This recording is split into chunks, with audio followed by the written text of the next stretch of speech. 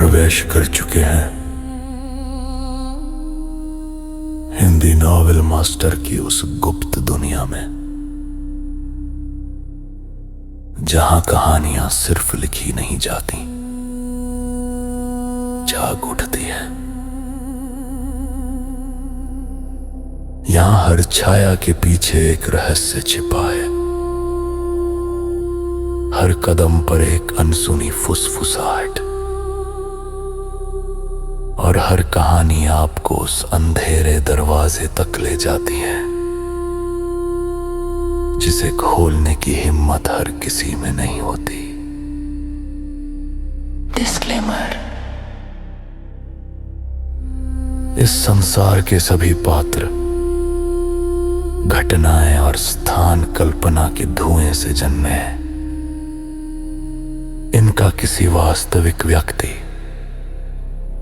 संस्था या घटना से कोई संबंध नहीं है। यदि कोई समानता लगे तो याद रखिए, संयोग भी कभी कभी कहानी का हिस्सा बन जाता है। ये सामग्री केवल मनोरंजन और कल्पनाओं की रहस्यमयी यात्रा के लिए है। तो हेलो दोस्तों, क्या आपको कहानी सुनने में मज़ा आ रहा है? अगर आ रहा है तो भाई यार एक छोटा सा लाइक और थोड़ा सा कमेंट में अपना राय ज़रूर बताते रहना। आप जो अच्छे अच्छे कमेंट्स करते हो उससे हमें बहुत अच्छा लगता है, बहुत दिल से अच्छा दिन बन जाता है हमारा, और मोटिवेशन भी बना रहता है। और हाँ, आप में से थोड़े दोस्तों को ये दिक्कत है कि भाई तू बीच बीच में क्यों बोलता है। बोलना पड़ता है यार, यूट्यूब की नई नई पॉलिसीज़ आती रहती है, और जो नई पॉलिसी है उसमें हमारा भी थोड़ा रोल है, इसीलिए हमें थोड़ा कमेंट्री ऐड करना पड़ता है और ह्यूमन टच देना पड़ता है। हमें भी ये अच्छा नहीं लगता कि भाई हमारे ही फैमिली को थोड़ा बीच में कहानी सुनते सुनते डिस्टर्ब करे। आपका क्या सोचना है ये कमेंट्स में ज़रूर बताना। तो चलिए बढ़ते हैं कहानी की तरफ। अध्याय 429 अनंत अंधेरे का विनाश, स्वर्ग का प्रस्थान। ठीक है, मैं समझ गया, रणवीर रायचंद ने इतना कहकर फोन काट दिया। अनंत सम्राट ने अपने बचे कुचे 2 शक्ति ब्रह्म स्तर के योद्धा यहाँ तैनात किए थे। यकीनन उसका इरादा बाकी लोगों से पहले रणवीर का काम तमाम करने का था, लेकिन अनंत सम्राट ने उसे कम आंकने की बहुत बड़ी भूल कर दी थी। अगर रणवीर यहाँ अनंत अंधेरे को मिटाने की हिम्मत करके आया था तो इसका मतलब था कि उसके पास ऐसा करने की ताकत भी थी। चूंकि वहां कोई शक्ति ब्रह्म स्तर का योद्धा मौजूद नहीं था, रणवीर ने राहत की सांस ली। उसने तुरंत अपनी रिकोदर तलवार निकाली और खूनी खेल शुरू कर दिया।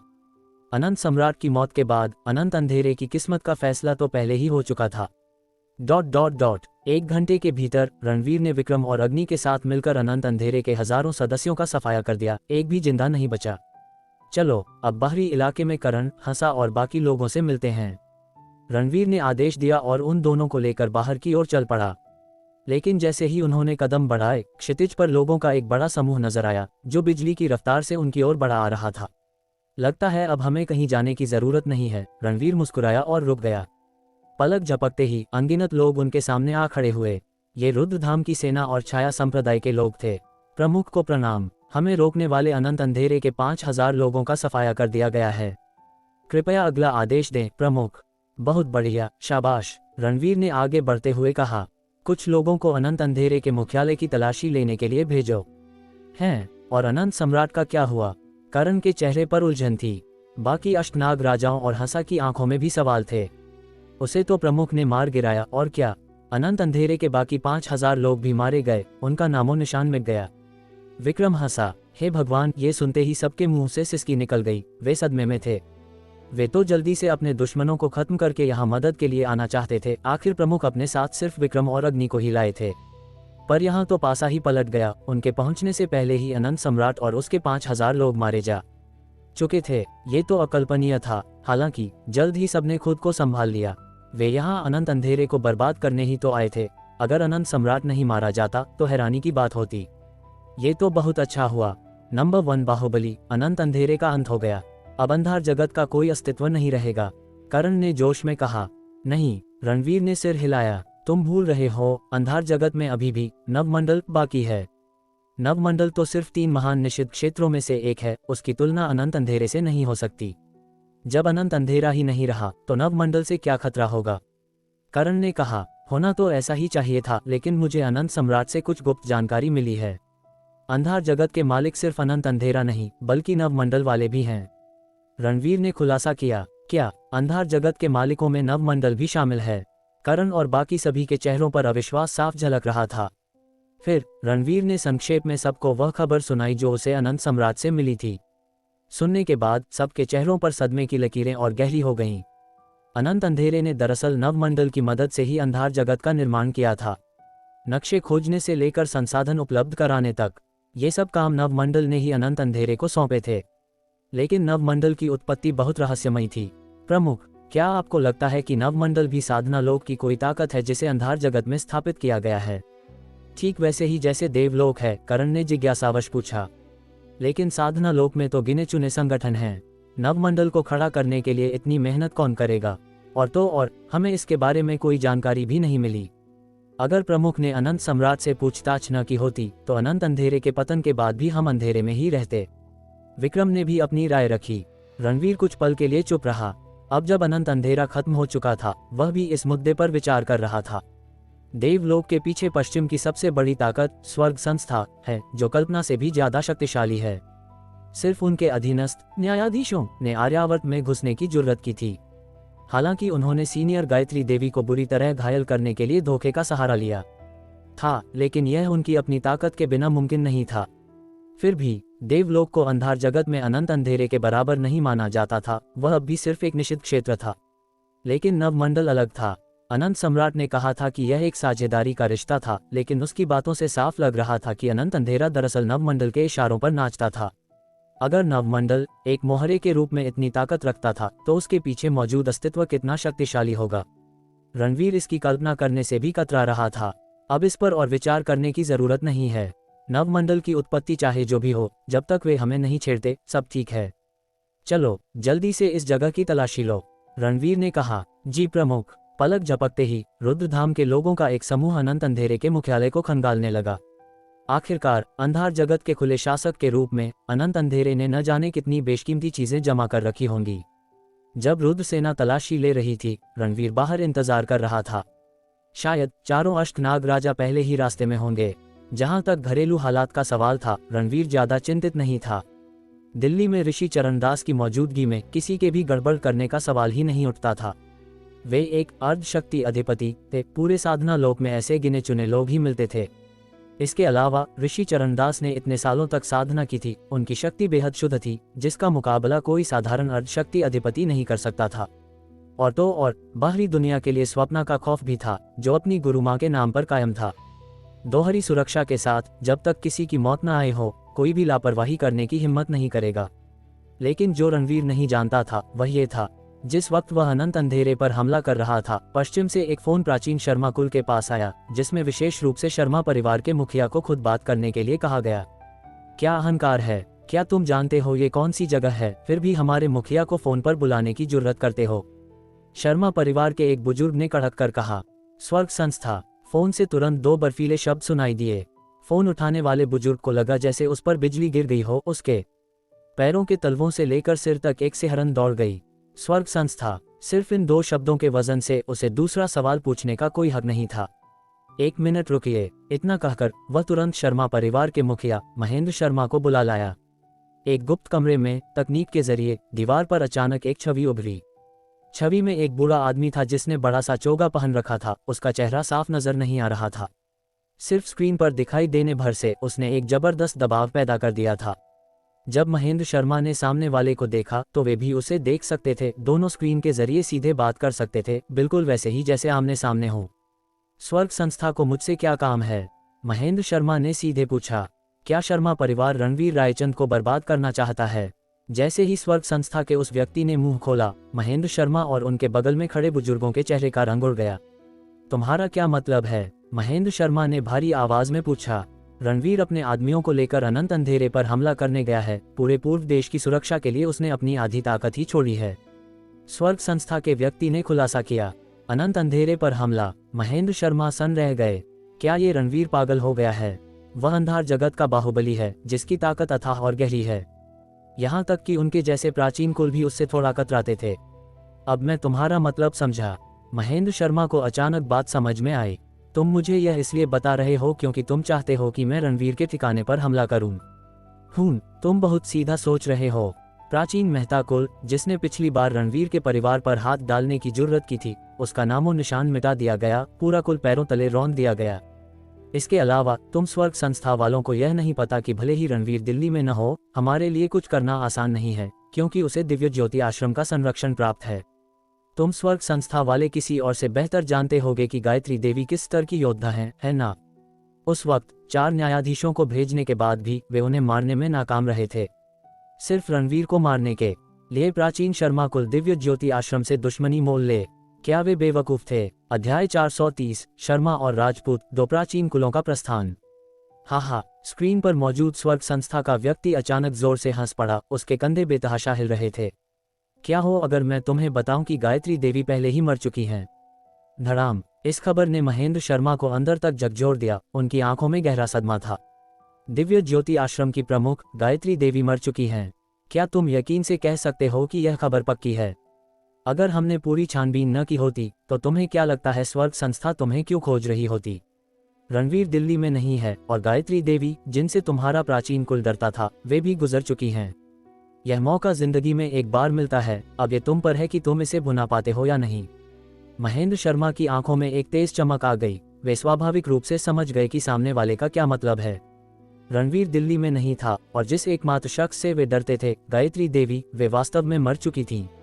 इस वक्त दिल्ली पर हमला करना, रुद्रधाम के मुख्यालय को जमींदोज करना, उसके परिवार को काबू में करना और अंत में रणवीर को घुटने टेकने पर मजबूर करना, यह एक एकदम सही मौका था। मैं तुम्हारी बात पर कैसे यकीन करूं? महेंद्र शर्मा ने पूछा। चूंकि तुम ये पूछ रहे हो, मैं जानता हूं तुम्हारे दिमाग में क्या चल रहा है। तो चलो खुलकर बात करते हैं। स्वर्ग संस्था के व्यक्ति ने तुरंत गुप्त कमरे में महेंद्र शर्मा के साथ चर्चा शुरू कर दी। आधे घंटे बाद चर्चा खत्म हुई। जल्दी तैयारी करो। अगर अनंत अंधेरा टिक नहीं पाया और रणवीर तुरंत लौट आया तो मुसीबत हो जाएगी। मैं जाकर राजपूत परिवार से बात करता हूँ, स्वर्ग संस्था के व्यक्ति ने जल्दी से कहा। तुम चाहते हो कि प्राचीन राजपूत कुल भी इसमें शामिल हो। चूंकि हम कदम उठा ही रहे हैं तो हमें ये सुनिश्चित करना होगा कि कुछ भी गड़बड़ न हो। तुम नहीं चाहोगे कि शर्मा परिवार के साथ कोई अनहोनी हो, है ना? महेंद्र शर्मा तुरंत खामोश हो गए। बिल्कुल सही। एक बार हमला करने का फैसला ले लिया तो एक भी गलती की गुंजाइश नहीं थी, वरना शर्मा परिवार का अंजाम तबाही के सिवा कुछ नहीं होगा। मैं समझ गया। महेंद्र शर्मा ने जोर देकर सिर हिलाया। लेकिन क्या तुम्हें यकीन है कि तुम प्राचीन राजपूत कुल को भी इसमें शामिल कर पाओगे? तुम्हें उसकी चिंता करने की जरूरत नहीं है। स्वर्ग संस्था के व्यक्ति के इतना कहते ही कॉल कट गया और स्क्रीन काली हो गई। पलक झपकते ही स्वर्ग संस्था का एक कॉल प्राचीन राजपूत कुल के पास पहुंचा। शर्मा परिवार की तरह ये जानकर कि स्वर्ग संस्था उन्हें खोज रही है, राजपूत परिवार के मुखिया प्रताप राजपूत भी हैरान रह गए। उसके बाद दोनों पक्षों के बीच एक गुप्त और विस्तृत चर्चा हुई। थोड़ी ही देर बाद शर्मा परिवार और राजपूत परिवार से 2 टुकड़ियां निकली और सीधे दिल्ली की ओर चल पड़ीं। वे इस बात से पूरी तरह अनजान थे कि जिस पल उनके कदम पूर्व देश में पड़े, उनकी हर हरकत छाया संप्रदाय की नजरों में आ गई। रणवीर दिल्ली में नहीं था, लेकिन उसने पहले ही आदेश दे रखा था कि छाया संप्रदाय और रुद्रधाम पूरे पूर्व देश पर पैनी नजर रखें, ताकि किसी भी संदिग्ध व्यक्ति का तुरंत पता चल सके। चांदनी मैम को रिपोर्ट करो। 2 संदिग्ध टीमें, जिनमें कुल मिलाकर लगभग 40 लोग हैं, पूर्व देश में दाखिल हो चुकी हैं। छाया संप्रदाय के सदस्यों ने तुरंत खबर दी। तुरंत पता लगाओ कि वे कौन हैं और उनकी हर हरकत पर नजर रखो। चांदनी ने कड़ा आदेश दिया। जी, अधीनस्थ ने जल्दी से जवाब दिया। कुछ ही पलों बाद खबर वापस आई। रिपोर्ट, चांदनी मैम, अभी मिली जानकारी के मुताबिक ये लोग प्राचीन शर्मा कुल और प्राचीन राजपूत कुल से हैं और वे दिल्ली की ओर बढ़ रहे हैं। प्राचीन शर्मा कुल और प्राचीन राजपूत कुल। चांदनी की आंखों में तुरंत हैरानी दिखाई दी। उनका दिल्ली आना निश्चित रूप से किसी खतरे की घंटी थी। उन्हें रोको, उन्हें दिल्ली में घुसने मत देना। चांदनी ने फुर्ती से आदेश दिया।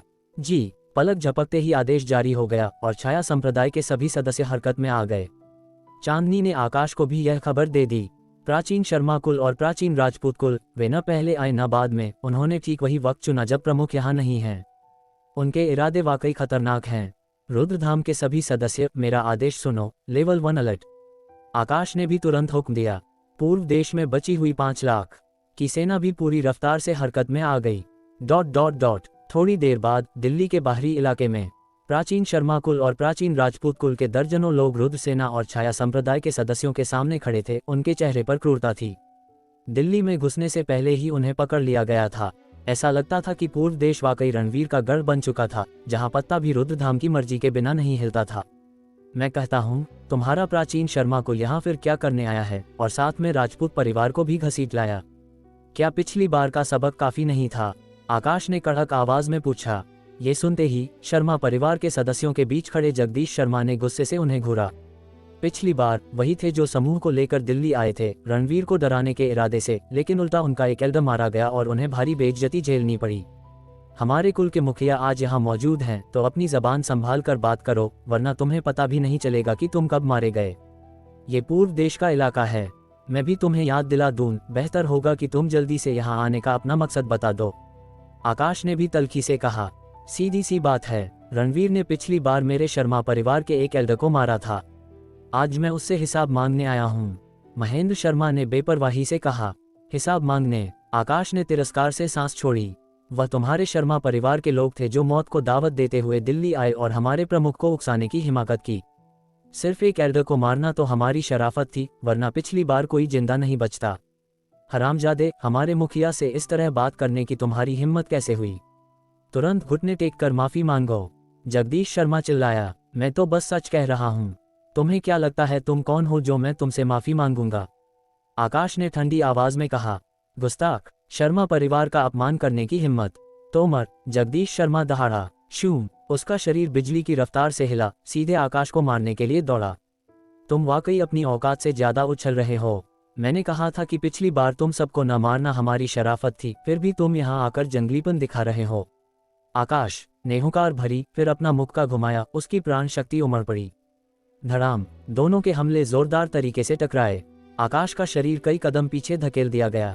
सामने वाले के पास शक्ति ब्रह्म स्तर की ताकत थी, जिसे उसका शक्ति देव स्तर फिलहाल झेल नहीं सकता था। तुम लोग जानबूझकर यहाँ हंगामा करने आए हो, है ना? पृथ्वी, वज्र और रुद्र सभी आगे आए, विरोधियों को घूरते हुए। बकवास की जरूरत नहीं है, ये समय की बर्बादी है। तभी एक चांदी जैसे बालों वाले बुजुर्ग ने बात की। उनकी आवाज ठंडी थी। यह कोई और नहीं बल्कि राजपूत परिवार के मुखिया प्रताप राजपूत थे। उन्होंने अचानक अपना हाथ उठाया और हल्का सा इशारा किया। पलक झपकते ही उनके पीछे खड़े एक दर्जन से ज्यादा विशेषज्ञ आगे बढ़े। हमला, रणवीर ने मेरे एक एल्डर को मारा था, आज मैं उसके सारे अधीनस्थों को मौत के घाट उतारकर उसका बदला लूंगा। महेंद्र शर्मा ने भी तुरंत आदेश दिया। धड़ाम धड़ाम धड़ाम, उनके पीछे के दर्जन भर विशेषज्ञ भी तेजी से आगे बढ़े। सभी के शरीर से उफनती हुई शक्तिशाली आभा निकल रही थी, जिनमें से सबसे कमजोर भी शक्ति देव स्तर का था। पूर्व देश में रणवीर के ठिकाने पर हमला करने की हिम्मत उन्हें इन्हीं विशेषज्ञों के दम पर मिली थी। जब तक वे इन अष्टनाग राजाओं और छाया संप्रदाय के सदस्यों से निपट लेते, बाकी साधारण सेना को गंभीरता से लेने की जरूरत ही नहीं थी। ये वाकई यहाँ मुसीबत खड़ी करने आए हैं। आकाश की नजरें तुरंत ठंडी हो गईं और उसने तुरंत आदेश दिया, मार डालो इन्हें। रुद्रधाम के सदस्यों ने तुरंत धावा बोल दिया। एक्शन। चांदनी के आदेश के साथ छाया संप्रदाय के सदस्यों ने भी हमला शुरू कर दिया। दिल्ली के बाहरी इलाके में एक भीषण युद्ध छिड़ने वाला था। रणवीर दिल्ली में नहीं है, तुम लोगों के बस की बात नहीं है। जगदीश शर्मा ने हिकारत से कहा, एक हथेली से वार करते हुए जो एक बार फिर आकाश से टकराए। भयानक ऊर्जा की लहरें उठी और आकाश को एक बार फिर पीछे हटना पड़ा। उफ, उसने मुंह खोला और खून की एक उल्टी कर दी। शक्ति देव स्तर की साधना अभी भी शक्ति ब्रह्म स्तर से बहुत पीछे थी। लगता है तुम्हें पता था कि हमारे प्रमुख दिल्ली में नहीं हैं और तुम जानबूझकर यहाँ हंगामा करने आए हो।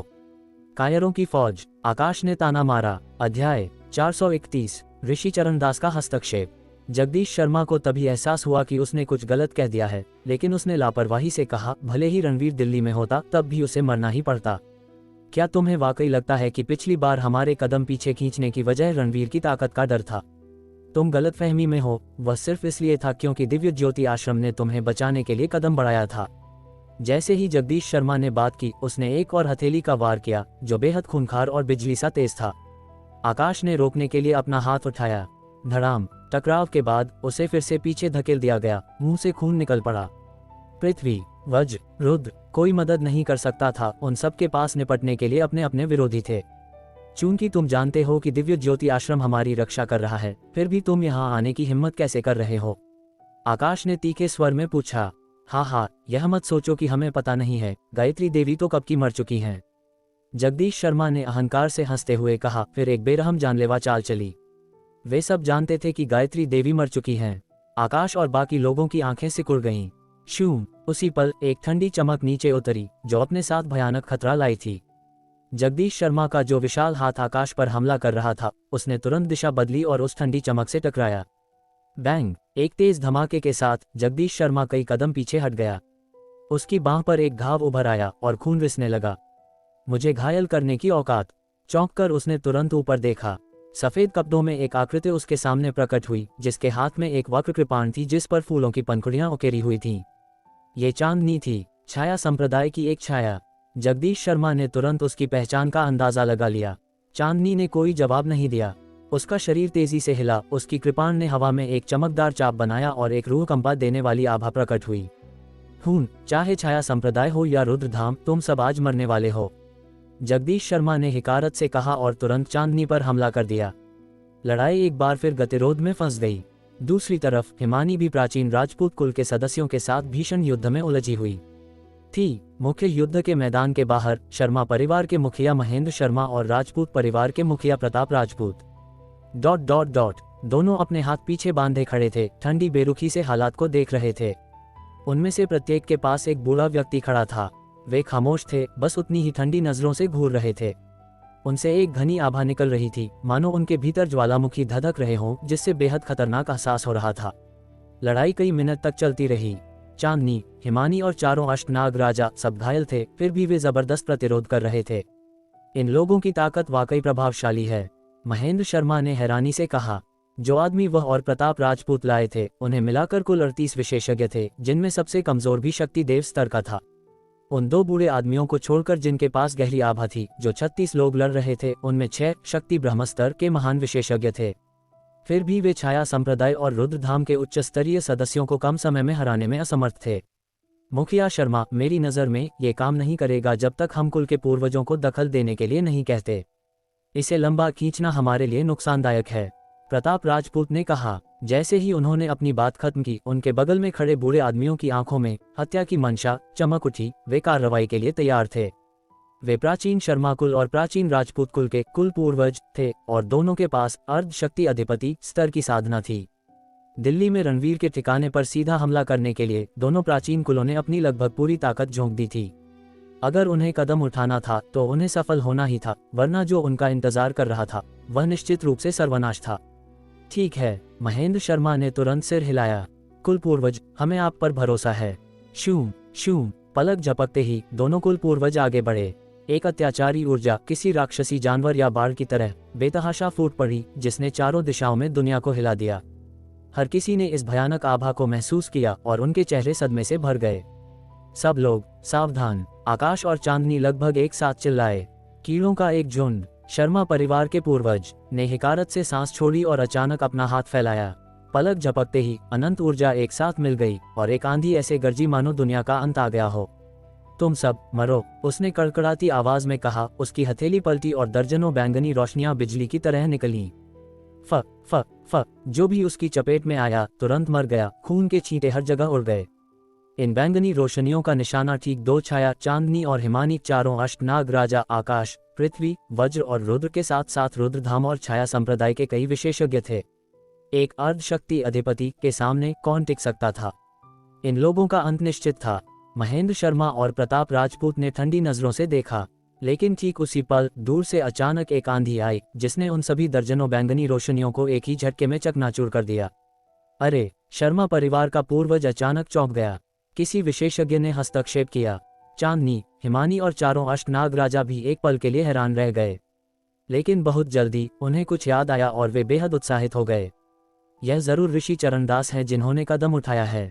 उस पल वह आंधी अचानक थम गई और एक बूढ़ी आकृति धीरे धीरे उभरी। ये ऋषि चरणदास थे। ये तो वाकई ऋषि चरणदास हैं। आकाश और बाकी लोगों की आंखों में उम्मीद की किरण जागी। ऋषि चरणदास को प्रमुख ने यहाँ रहने और इस जगह की रक्षा करने की जिम्मेदारी सौंपी थी और उनके पास अर्धशक्ति अधिपति की ताकत थी। उनके यहाँ होते हुए वे निश्चित रूप से इन लोगों से निपट सकते थे।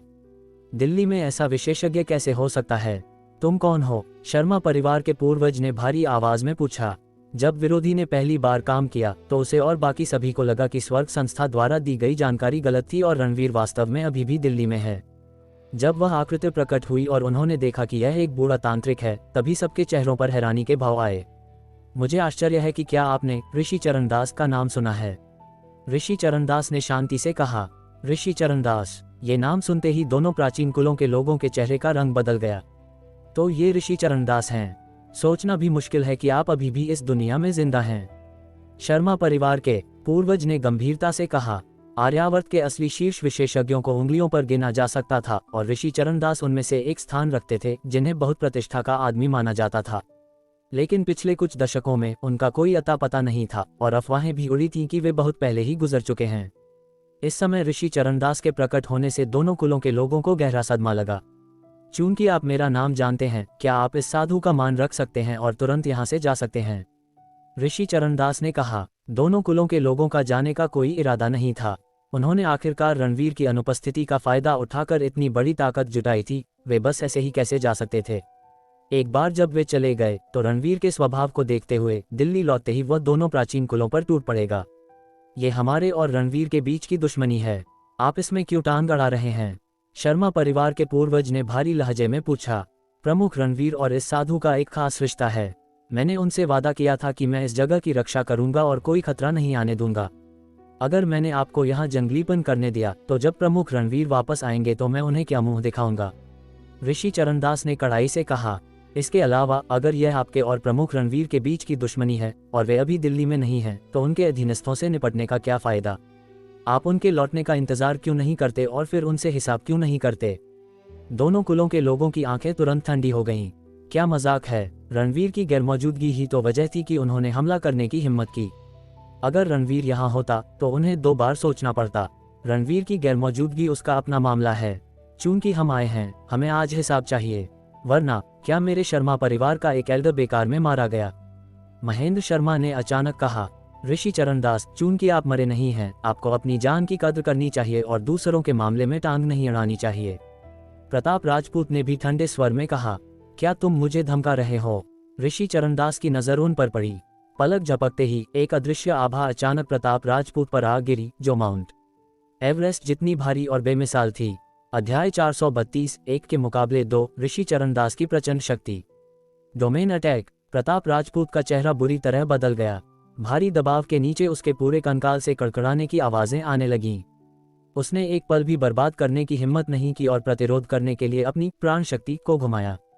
कड़क। फिर भी उसके पैरों के नीचे से टूटने की आवाज आई। धरती उस भारी ऊर्जा को झेल न सकी और सीधे फट गई, जिससे धूल हवा में उड़ने लगी। अर्धशक्ति अधिपति। प्रताप राजपूत ने सदमे में चिल्लाया। ये सोचना कि दशकों तक गायब रहने के बाद आप पहले ही अर्धशक्ति अधिपति के स्तर में कदम रख चुके हैं। दशकों पहले भी ऋषि चरणदास साधना लोक में एक शीर्ष स्तरीय हस्ती थे, लेकिन उनकी ताकत अभी भी अर्धशक्ति अधिपति स्तर से कुछ दूरी पर थी। ये स्तर इतनी आसानी से हासिल नहीं होता। क्या तुम लोग अभी भी पीछे हटने का इरादा नहीं रखते? ऋषि चरणदास ने पूछा। क्या मजाक है? क्या आपको लगता है कि अर्धशक्ति अधिपति तक पहुंचना हमें डराने के लिए काफी है? आप प्राचीन कुलों को बहुत कम आंक रहे हैं। प्रताप राजपूत दहाड़ा। उसके शरीर पर एक हिंसक आभा जमा हो गई और बेतहाशा बाहर उमड़ पड़ी। धड़ाम। एक तेज धमाका हुआ और प्रताप राजपूत तुरंत लड़खड़ाते हुए पीछे जा गिरा। उसके शरीर के भीतर का खून और ऊर्जा हिचकोले खाने लगी। उफ! वह मुंह से खून की एक उल्टी करने से खुद को रोक न सका। ये देखकर वहां मौजूद हर कोई दहशत में आ गया। बिना एक भी कदम उठाए, सिर्फ अपनी आभा से कुचलकर उसने प्रताप राजपूत को खून उगलने पर मजबूर कर दिया। ऋषि चरणदास की शक्ति इतनी भयानक है, यहाँ तक कि आकाश, चांदनी और अन्य लोगों ने भी हैरानी भरे आश्चर्य के भाव दिखाए। वे जानते थे कि ऋषि चरणदास शक्तिशाली हैं और निश्चित रूप से प्रताप राजपूत जैसे विशेषज्ञ को हरा सकते हैं, लेकिन इस तरह से ऐसा करना अभी भी बहुत ही अप्रत्याशित था। ऋषि चरणदास, आप बहुत अहंकारी हैं। हमारे राजपूत परिवार के मुखिया को घायल करने की आपकी हिम्मत कैसे हुई? राजपूत परिवार का कुलपूर्वज गुस्से से चिल्लाया। उसकी हत्या की मंशा दहाड़ रही थी। ये वह जगह है जिसकी रक्षा मुझे करनी है। जब तक तुम पीछे नहीं हटते तब तक सिर्फ युद्ध होगा। ऋषि चरणदास ने ठंडे स्वर में कहा। क्या सख्त रवैया है? दोनों परिवारों के लोग गुस्से से घूरने लगे। आप केवल एक अर्धशक्ति अधिपति हैं, लेकिन शर्मा परिवार के पूर्वज और मैं, हम दोनों के पास ये ताकत है। क्या आप वाकई निश्चित हैं कि आप रास्ते से नहीं हटेंगे? राजपूत परिवार के पूर्वज ने भारी आवाज में पूछा। जब तक कि बिल्कुल जरूरी न हो, वे एक अर्धशक्ति अधिपति विशेषज्ञ से दुश्मनी नहीं करना चाहते थे। इस गरीब साधु ने हमेशा अपनी जुबान का मान रखा है। ऋषि चरणदास का स्वर ठंडा था, लेकिन जो आभा उन्होंने प्रकट की वह बेहद दबंग थी। दिल्ली की रक्षा करते हुए वे किसी को भी लापरवाही से काम करने की अनुमति नहीं देंगे। ठीक है, मैं आपके चरित्र की प्रशंसा करता हूँ चरणदास। तो देखते हैं कि क्या आपके पास हमें रोकने की ताकत है। जैसे ही राजपूत परिवार के पूर्वज की आवाज गिरी, उसका शरीर तुरंत बाहर की ओर लपका, हवा में अवतारों की तरह आफ्टर इमेज छोड़ते हुए। पवन और वज्र हथेली। एक ठंडी चीख गूंज उठी जब राजपूत परिवार का पूर्वज पलक झपकते ही ऋषि चरणदास के सामने प्रकट हुआ और उन पर एक हथेली से वार किया। उसकी उंगलियों के बीच बेतहाशा जंगली हवाएं उठी, जिनके साथ गड़गड़ाहट की आवाजें आ रही थीं। ऋषि चरणदास का चेहरा शांत रहा, क्योंकि उन्होंने हमले का सामना करने के लिए जल्दी से एक बड़ा हाथ उठाया। धड़ाम। उस पल दोनों हमले टकराए। आसमान और जमीन बुरी तरह हिल गए, मानो कोई विशाल भूकंप आया हो। झटके की लहर बाहर की ओर उठी, जिससे वहां मौजूद अनगिनत लोग लगातार कांपने लगे। जब अर्धशक्ति अधिपति विशेषज्ञ टकराते हैं, तो उनसे निकलने वाली बची खुची शक्ति भी ऐसी नहीं होती जिसे आम लोग झेल सकें। इस प्रहार के बाद राजपूत परिवार का पूर्वज तुरंत पीछे धकेल दिया गया। जहां तक ऋषि चरणदास का सवाल था, उनका शरीर भी थोड़ा कांप गया। चूंकि वे एक ही स्तर में थे, ताकत का अंतर बहुत बड़ा नहीं हो सकता था। शूम। उसी पल शर्मा परिवार के पूर्वज ने भी अपनी चाल चली। उसके हाथ में एक लंबी तलवार आ गई, जिससे ठंडी हत्या की मंशा निकल रही थी, और वह तुरंत ऋषि चरणदास की ओर लपकी। मानो उन्हें पहले से ही इसकी उम्मीद थी। ऋषि चरणदास ने इसे रोकने के लिए अपना बायां हाथ उठाया। नंगे हाथ से रोकना, खुद को बहुत बड़ा समझना, शर्मा परिवार के पूर्वज ने हिकारत से कहा। लेकिन अगले ही सेकंड वह सन्न रह गया। ऋषि चरणदास के बड़े हाथ पर अचानक एक सुनहरा प्रकाश पैटर्न खिल उठा। यह कोई और नहीं बल्कि एक द्वैत मंडल था। यिन और यांग घूम रहे थे और मिल रहे थे, एक गहरी आभा बिखेरते हुए। धड़ाम। जंगली तलवार सुनहरे द्वैत मंडल पर जा गिरी और सुनहरा प्रकाश बाहर की ओर फट पड़ा। द्वैत मंडल को खरोंच तक नहीं आए, और जिस गहरी शक्ति से वह कंपन कर रहा था, उसने विशाल तलवार को तुरंत हवा में उड़ा दिया।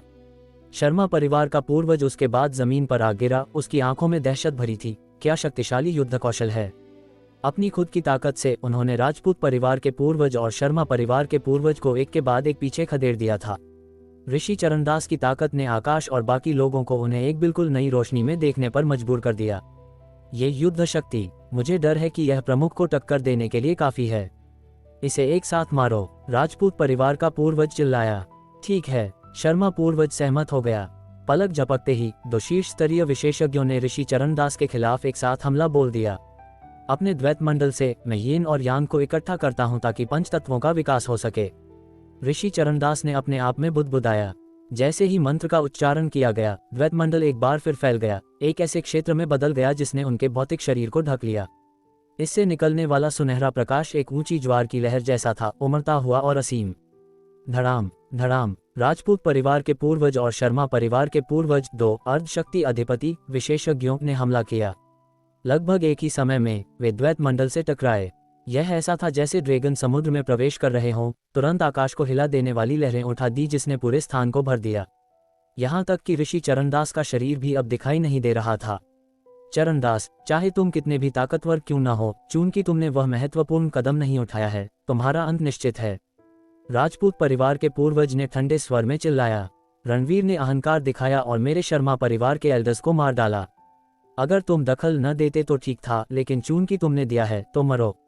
शर्मा परिवार के पूर्वज ने भी दहाड़ लगाए। उन दोनों ने जो हमले किए वे बेहद दबंग और भयंकर थे।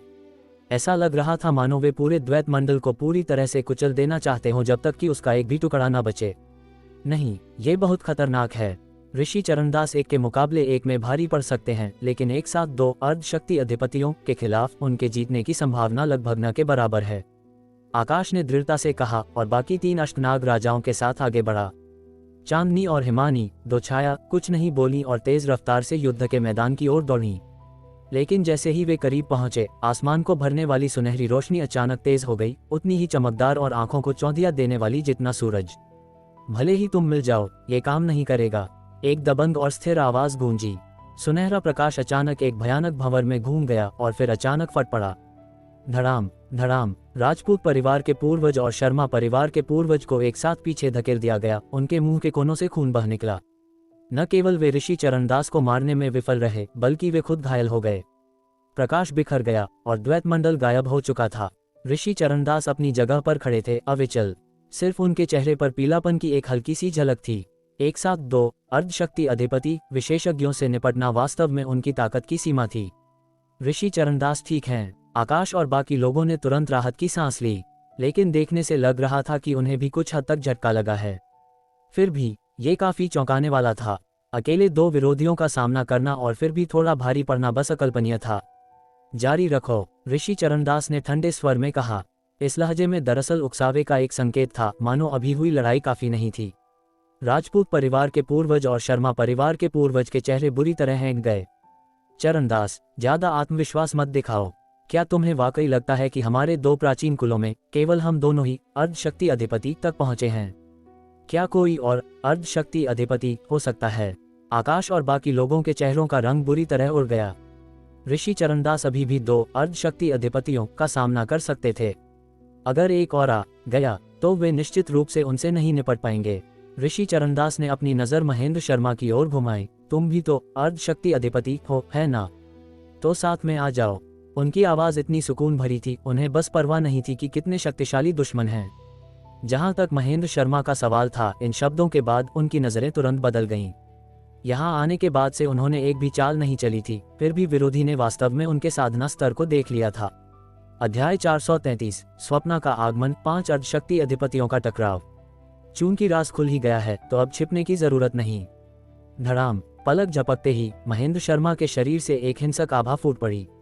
वह वास्तव में अर्धशक्ति अधिपति की ताकत रखता था। गड़बड़ है, एक और अर्धशक्ति अधिपति विशेषज्ञ। आकाश और बाकी लोगों के चेहरे काले पड़ गए। चरणदास, हम 3 अर्धशक्ति अधिपति हैं, हमें तुम्हें हराने में सक्षम होना चाहिए, है ना? महेंद्र शर्मा ने ठंडे स्वर में कहा। हम कोशिश किए बिना नहीं जान पाएंगे। ऋषि चरणदास बेफिक्र रहे। आकाश और बाकी लोगों को अचानक एहसास हुआ कि शायद शुरुआत से ही ऋषि चरणदास को अपने विरोधियों की ताकत पता थी, फिर भी उन्होंने कदम उठाने की हिम्मत की। उनका साहस वास्तव में सराहनीय था। पलक झपकते ही वे सब उनके प्रति सम्मान से भर गए। तो चलो कोशिश करते हैं, महेंद्र शर्मा ने गुस्से से कहा। 3 अर्धशक्ति अधिपति विशेषज्ञों ने तुरंत हमलों के एक नए दौर की तैयारी की। अगर तुमने 1 इंच भी हिलने की जुर्रत की तो मारे जाओगे। अचानक दूर आसमान से एक ठंडी आवाज नीचे उतरी। ये हड्डियों को जमा देने वाली ठंडक थी, जिससे अनजाने में ही सबके दिल कांप उठे। शूम शूम शूम, सबने एक साथ ऊपर देखा। एक सफेद रोशनी दूर से चमकी और उस क्षेत्र पर उतरी, एक श्वेत वस्त्रधारी महिला में बदल गई। उसके लंबे बाल किसी झरने की तरह बह रहे थे और उसके नैन नक्श बेहद खूबसूरत थे। कितनी सुंदर, वह बिल्कुल एक परी जैसी है। अनगिनत लोग अचरज में सांसें भरने लगे, लेकिन जल्द ही उन सब ने अपनी तीव्र नजरों को वापस खींच लिया। इस श्वेत वस्त्रधारी महिला से एक ठंडी हत्या की मंशा निकल रही थी।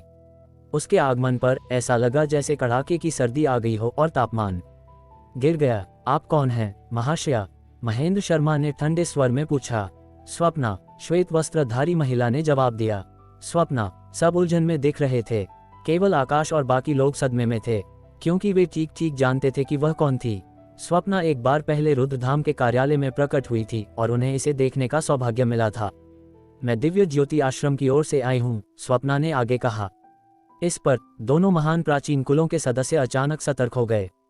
दिव्य ज्योति आश्रम सिर्फ नाम ही सबको झकझोरने के लिए काफी था, लेकिन जल्द ही दोनों कुलों के चेहरों पर मजाकिया भाव आ गए।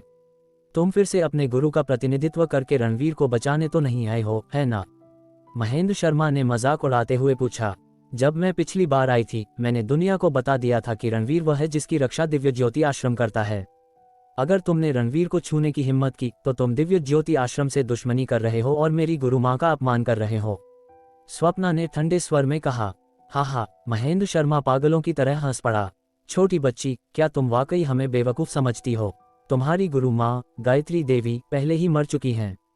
अगर तुमने हमें झांसा नहीं दिया होता तो रणवीर बहुत पहले ही मर चुका होता। स्वप्ना की ठंडी आंखों में हैरानी की एक झलक दिखाई दी। उसे उम्मीद नहीं थी कि उन्हें पता होगा, हालांकि उसने जल्दी ही खुद को संभाल लिया। मेरी गुरु माँ जिंदा है या नहीं, ये तुमसे बेहतर मैं जानती हूँ, स्वप्ना ने ठंडे स्वर में कहा, अभी भी उन्हें चकमा देने की कोशिश कर रही थी। बच्ची, नाटक बंद करो, क्योंकि हम ये खबर जानते हैं, इसीलिए हमने यहाँ धावा बोलने की हिम्मत की। महेंद्र शर्मा ने सपाट शब्दों में कहा। स्वप्ना की नजरें ठंडी थीं, लग रहा था कि वह अब उन्हें धोखा नहीं दे सकती। फिर उसने कहा, तो क्या हुआ? भले ही मेरी गुरु माँ यहाँ नहीं है, रणवीर अब भी वह है जिसकी रक्षा दिव्य ज्योति आश्रम करेगा। स्वप्ना ने ध्यान नहीं दिया कि उसके ये कहने के बाद दूर खड़े ऋषि चरणदास अचानक कांप उठे। गायत्री देवी सच में मर गई हैं। वे एक स्तब्ध अवस्था में थे, विश्वास करने में असमर्थ। दिव्य ज्योति आश्रम में केवल तुम दोनों गुरु और शिष्य ही तो हो। तुम्हारी गुरु के जाने के बाद पूरे संप्रदाय में तुम अकेली बची हो। क्या तुम कह रही हो कि तुम अकेले उसकी रक्षा करोगी? महेंद्र शर्मा ने कठोरता से मजाक उड़ाया। बच्ची, मैं तुम्हें सलाह देता हूं कि तुरंत यहाँ से दफा हो जाओ, वरना मैं तुम्हें भी मार डालूंगा। तो हम देखेंगे कि कौन किसे मारता है, स्वप्ना ने ठंडे स्वर में कहा। जिद्दी, महेंद्र शर्मा ने ठंडे स्वर में चिल्लाया और स्वप्ना पर अपनी हथेली से वार किया। शूम, स्वप्ना ने अपना हाथ उठाया और सफेद रोशनी की एक लहर फूट पड़ी जो महेंद्र शर्मा के विशाल हाथ से टकराए। धड़ाम, स्वप्ना की हथेली कोमल और कमजोर लग रही थी, लेकिन प्रभाव के क्षण में ये बेमिसाल ताकत के साथ फट पड़ी। अर्धशक्ति अधिपति, महेंद्र शर्मा ने सदमे में चीख लगाए, एक भारी ऊर्जा की लहर को खुद से टकराते हुए महसूस किया, जिससे वह लड़खड़ाते हुए पीछे जा गिरा।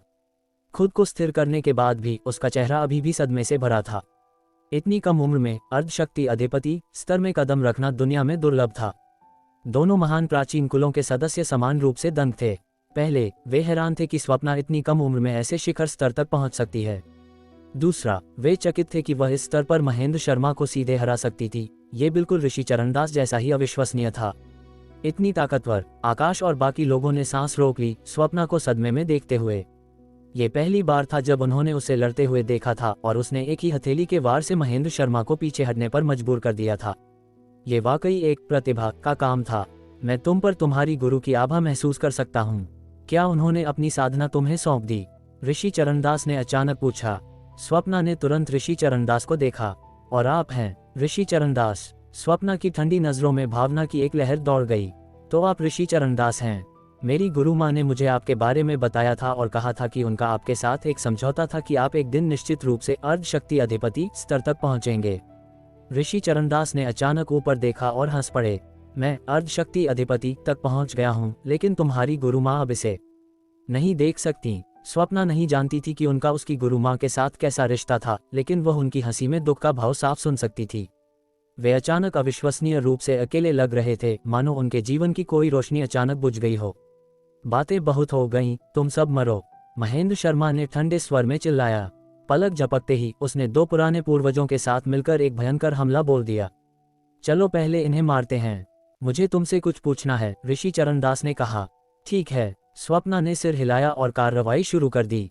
कुल 5 अर्धशक्ति अधिपति महान शक्तियां सीधे टकराईं। हे भगवान, 5 अर्धशक्ति अधिपति, ये वास्तव में एक ऐतिहासिक पल है। वज्र हक्का बक्का रह गया। बौखलाना बंद करो और इस मौके का फायदा उठाकर बाकियों से निपटो, आकाश ने जल्दी से आदेश दिया। जी, रुद्रधाम के सदस्यों ने एक स्वर में उत्तर दिया। चलो हम भी जल्दी करें, चांदनी मुनि और हिमानी से कहा। जब हिमानी ने सिर हिलाया तो छाया संप्रदाय के सदस्यों ने भी तुरंत कार्रवाई शुरू कर दी। एक विश्व हिला देने वाला युद्ध जो इतिहास में दर्ज होने के लिए किस्मत में लिखा था, एक बार फिर भीषण युद्ध में बदल गया। ... इस बीच अनंत अंधेरे के मुख्यालय में रुद्रधाम की सेना और छाया संप्रदाय के सदस्यों ने पूरे अनंत अंधेरे के मुख्यालय की सावधानीपूर्वक तलाशी ली और अंततः बक्सों में भरकर सामान बाहर लाए। प्रमुख को रिपोर्ट, ये सब अनंत अंधेरे में मिले हैं, विक्रम ने हाथ जोड़कर कहा। रणवीर ने एक सरसरी नजर डाली। ढेर सारे सोने, चांदी और खजाने के अलावा वहां साधना तकनीकें, औषधीय गोलियां और विभिन्न दुर्लभ जड़ी बूटियां भी थीं। मात्रा प्राचीन मेहता कुल के बराबर थी। साधना से जुड़ी हर चीज रख लो और सारा पैसा वगैरह दान कर दो, रणवीर ने आदेश दिया, जैसा कि उसका हमेशा का अंदाज था। जी, विक्रम ने तुरंत सहमति जताई और अपने अधीनस्थों को काम पर लगाने की व्यवस्था की। रणवीर ने समय देखा, कई घंटे बीत चुके थे। 4 महान साम्राज्यों के लोग जल्द ही पहुंचने वाले होंगे। जैसे ही उसके शब्द गिरे, अग्नि रिपोर्ट करने आए। प्रमुख को रिपोर्ट, 4 विमानों को एक साथ तमस क्षेत्र में दाखिल होते देखा गया है। क्या संयोग है, लगता है वे साथ आने के लिए सहमत हो गए थे। रणवीर के मुंह के कोने पर एक ठंडी मुस्कान आ गई। कुछ ही पलों बाद 4 निजी विमान अनंत अंधेरे के मुख्य अड्डे पर उतरे। उनके आगमन पर रुद्रधाम के अनगिनत सदस्यों ने तुरंत विमानों को घेर लिया। चारों महान सम्राटों को कोई अंदाजा नहीं था कि यहाँ क्या हुआ है। जब उन्होंने विमानों के बाहर अनगिनत लोगों को देखा तो वे सभी बेहद खुश हुए। अनंत सम्राट वास्तव में उनका सम्मान करता है जो उसने उनका स्वागत करने के लिए इतने सारे लोगों को भेजा। अध्याय 434 4 महान सम्राटों का दमन। जल्द ही 4 महान सम्राट उत्साहित चेहरों के साथ विमान से बाहर निकले। उनके पीछे अंगरक्षकों का एक समूह चल रहा था। आप चारों का यहाँ स्वागत है, एक रूखी आवाज गूंजी। विक्रम लंबे डग भरता हुआ आगे बढ़ा। उसके चेहरे पर एक ठंडी मुस्कान थी और वह 4 महान सम्राटों को घूर रहा था। अनंत सम्राट द्वारा यहाँ आमंत्रित किया जाना हमारे लिए सम्मान की बात है। 4 महान सम्राटों ने एक के बाद एक कहा। वे काफी खुशामदी अंदाज में लग रहे थे। इतनी भी जल्दी मत करो, अभी तो तुम्हें और भी सम्मान मिलना बाकी है, विक्रम ने कड़वाहट से कहा। फिर तो हम बहुत आभारी हैं, 4 महान सम्राटों ने हड़बड़ाते हुए कहा, ये सोचते हुए कि अनंत सम्राट उन्हें कुछ विशेष लाभ देने वाले हैं। इससे पहले उन्हें जो साधना संसाधन दिए गए थे उनसे ही चारों साम्राज्यों की सैन्य शक्ति कई गुना बढ़ गई थी।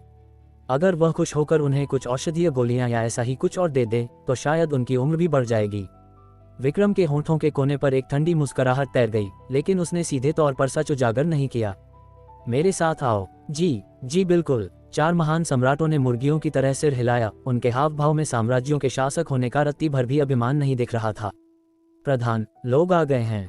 कुछ ही पल बाद विक्रम उन लोगों को लेकर रणवीर रायचंद के सामने पहुंच गया। प्रधान, 4 महान सम्राटों के चेहरों पर आश्चर्य का भाव था। क्या हमें अनंत सम्राट से नहीं मिलना था?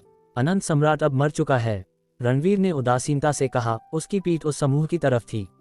क्या अनंत सम्राट मर गया? ये शब्द किसी वज्रपात की तरह गिरे। 4 महान सम्राटों के चेहरे का रंग उड़ गया।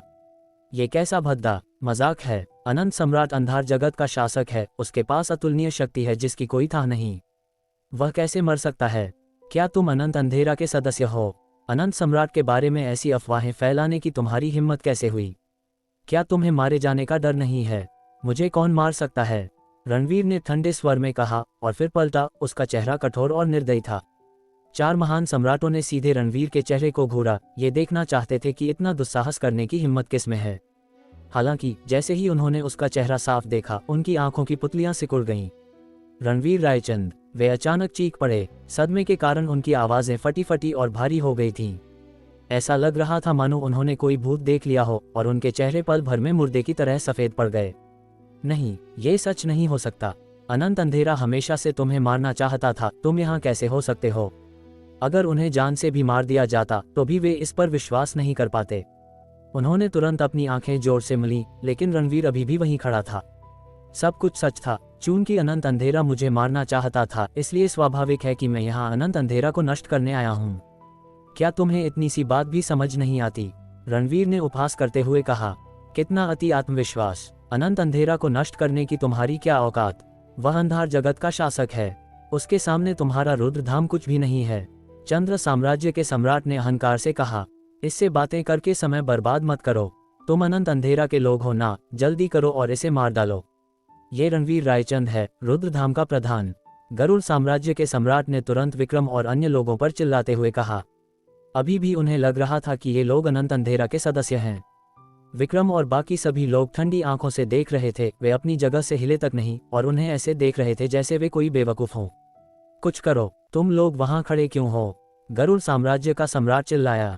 चिल्लाने की जरूरत नहीं है, ये सब मेरे लोग हैं। अनंत अंधेरा का हर एक सदस्य पहले ही मारा जा चुका है, रणवीर ने सख्ती से कहा। क्या वे सब तुम्हारे लोग हैं? अनंत अंधेरा का हर सदस्य मारा गया। 4 महान सम्राट एक बार फिर दहशत में आ गए। रणवीर ने इशारा किया और रुद्र सेना एक तरफ हट गई। उस अंधेरी जमीन पर हर तरफ लाशें ही लाशें बिछी थीं और खून जम चुका था। कई घंटे पहले यहाँ एक भीषण और खूनी जंग हो चुकी थी। ये नज़ारा देखकर 4 महान सम्राटों की सांसें अटक गईं। वे ठंडी आहें भरने लगे।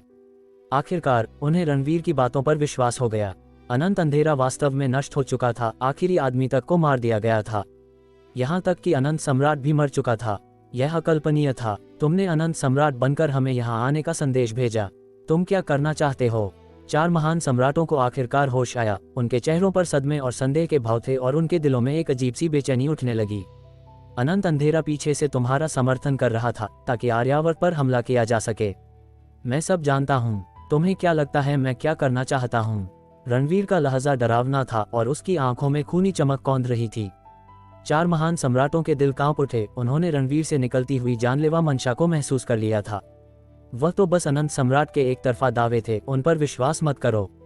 हमारे 4 महान साम्राज्यों का आर्यावर्त के खिलाफ कोई कदम उठाने का बिल्कुल भी इरादा नहीं है। मैं तुम्हें यहाँ तुम्हारी सफाई सुनने के लिए नहीं लाया हूँ। विक्रम, पहले इन सब का एक एक हाथ काट दो, रणवीर ने आदेश दिया। तुम्हारी हिम्मत! गरुड़ साम्राज्य का सम्राट अचानक गरजा। रणवीर, हम 4 महान साम्राज्यों के शासक हैं। अगर तुमने हमारे हाथ बेकार करने की हिम्मत की तो ये युद्ध का ऐलान होगा। चंद्र साम्राज्य के सम्राट ने चेतावनी दी। बाकी 2 सम्राट भी एक के बाद एक बोल पड़े। सभी चेतावनी भरे शब्द उगल रहे थे। युद्ध का ऐलान? तुम खुद को बहुत बड़ा समझते हो। उस समय मैंने 10 राज्य गठबंधन को भी नष्ट कर दिया था। तुम किस खेत की मूली हो? अगर मैं चाहूं तो 10 लाख की रुद्र सेना को सीधे तुम्हारे 4 साम्राज्यों को रौंदने के लिए भेज सकता हूं। रणवीर ने दमदार आवाज में कहा। विक्रम, हाथ काट दो इनके। जी। विक्रम ने सहमति में सिर हिलाया और अपनी तलवार निकालकर उन 4 की ओर बढ़ा। जल्दी हमारी रक्षा करो। 4 महान सम्राटों ने तुरंत अपने पास खड़े अंगरक्षकों को आदेश दिया। खच खच खच। इन अंगरक्षकों को हमला करने का मौका तक नहीं मिला। अग्नि ने अपनी हथेलियां घुमाई और कई चांदी की सुइयां उड़ती हुई आई, उन्हें पल भर में मौत की नींद सुला दिया। सम्राटों के निजी अंगरक्षक होने के नाते उनकी ताकत निश्चित रूप से कम नहीं थी। वे सभी प्रथम श्रेणी के विशेषज्ञ थे, लेकिन दुर्भाग्य से उनका सामना छाया संप्रदाय की परछाइयों की प्रमुख अग्नि से था। अब वह शक्ति ब्रह्म स्तर की साधना रखती थी। वे बिल्कुल भी विरोध नहीं कर सके। उसी पल विक्रम अपनी तलवार के साथ आगे बढ़ा। फ फ फ लगातार 4 भारी आवाजें गूंजी। 4 आदमियों के हाथ कट गए और वे तुरंत दर्द से आसमान की ओर मुंह करके चीख पड़े। रणवीर, तुम बहुत घमंडी हो। मानो या न मानो, मेरे एक आदेश पर 4 महान साम्राज्यों की सेनाएं सीधे आर्यावर्त की सीमाओं पर चढ़ाई कर देंगी। गरुड़ साम्राज्य के सम्राट ने क्रूरता से धमकी दी। विक्रम, दूसरा हाथ भी बेकार कर दो, रणवीर ने आदेश दिया। जी। विक्रम ने सिर हिलाया और तलवार का एक और वार पड़ा। खून का फव्वारा फूट पड़ा। गरुड़ साम्राज्य का सम्राट बुरी तरह बिलख पड़ा। उसका चेहरा दर्द से विकृत हो गया। वह अचानक धड़ाम से अपने घुटनों पर गिर गया। प्रधान रणवीर, ये सब एक गलतफहमी है। कृपया मुझे बख्श दो। एक साम्राज्य का शासक वास्तव में घुटने टेक कर दया की भीख मांग रहा था। ये दृश्य किसी सदमे से कम नहीं था। ये देखकर बाकी 3 सम्राट भी एक एक करके धड़ाम से घुटनों पर गिर पड़े। प्रधान रणवीर, हम आपसे भीख मांगते हैं, हमें जीने का एक रास्ता दे दो। अनंत अंधेरा के साथ अपनी मिलीभगत और आर्यावर्त पर आक्रमण करने की अपनी योजनाओं के बारे में सब कुछ ईमानदारी से कबूल करो, रणवीर ने आदेश दिया। हाँ हाँ। 4 महान सम्राटों की मना करने की हिम्मत नहीं हुई और उन्होंने तुरंत विस्तार से सब कुछ कबूल कर लिया। इस प्रक्रिया के दौरान रणवीर ने विक्रम से फोन निकलवाया और सब कुछ रिकॉर्ड करवा लिया। कबूलनामा खत्म करने के बाद 4 महान सम्राटों ने बार बार माथा टेका। प्रधान रणवीर, बस यही सब था। क्या अब आप हमें जाने देंगे? इससे पहले कि रणवीर कुछ बोल पाता, विक्रम को अचानक एक संदेश मिला और उसका चेहरा बुरी तरह बदल गया। प्रधान, अनर्थ हो गया। दिल्ली में कुछ गड़बड़ है। क्या हुआ? रणवीर का दिल बैठ गया। प्राचीन शर्मा कुल और प्राचीन राजपूत कुल ने दिल्ली पर हमला करने के लिए कुल 40 लोग भेजे हैं। यहाँ तक कि दोनों कुल प्रमुख भी तैनात किए गए हैं और वे अपने साथ 2 कुल पूर्वजों को लाए हैं जिनके पास अर्धशक्ति अधिपति साधना है। इसके अलावा शर्मा कुल प्रमुख के पास भी अर्धशक्ति अधिपति स्तर है, जबकि बाकी लोग शक्ति देव स्तर से लेकर शक्ति ब्रह्म स्तर तक के हैं। अध्याय 435। अनंत अंधेरा ध्वस्त, उज्ज्वल चांद और स्वच्छ आकाश, रुद्र का प्रकोप, सम्राटों का पतन।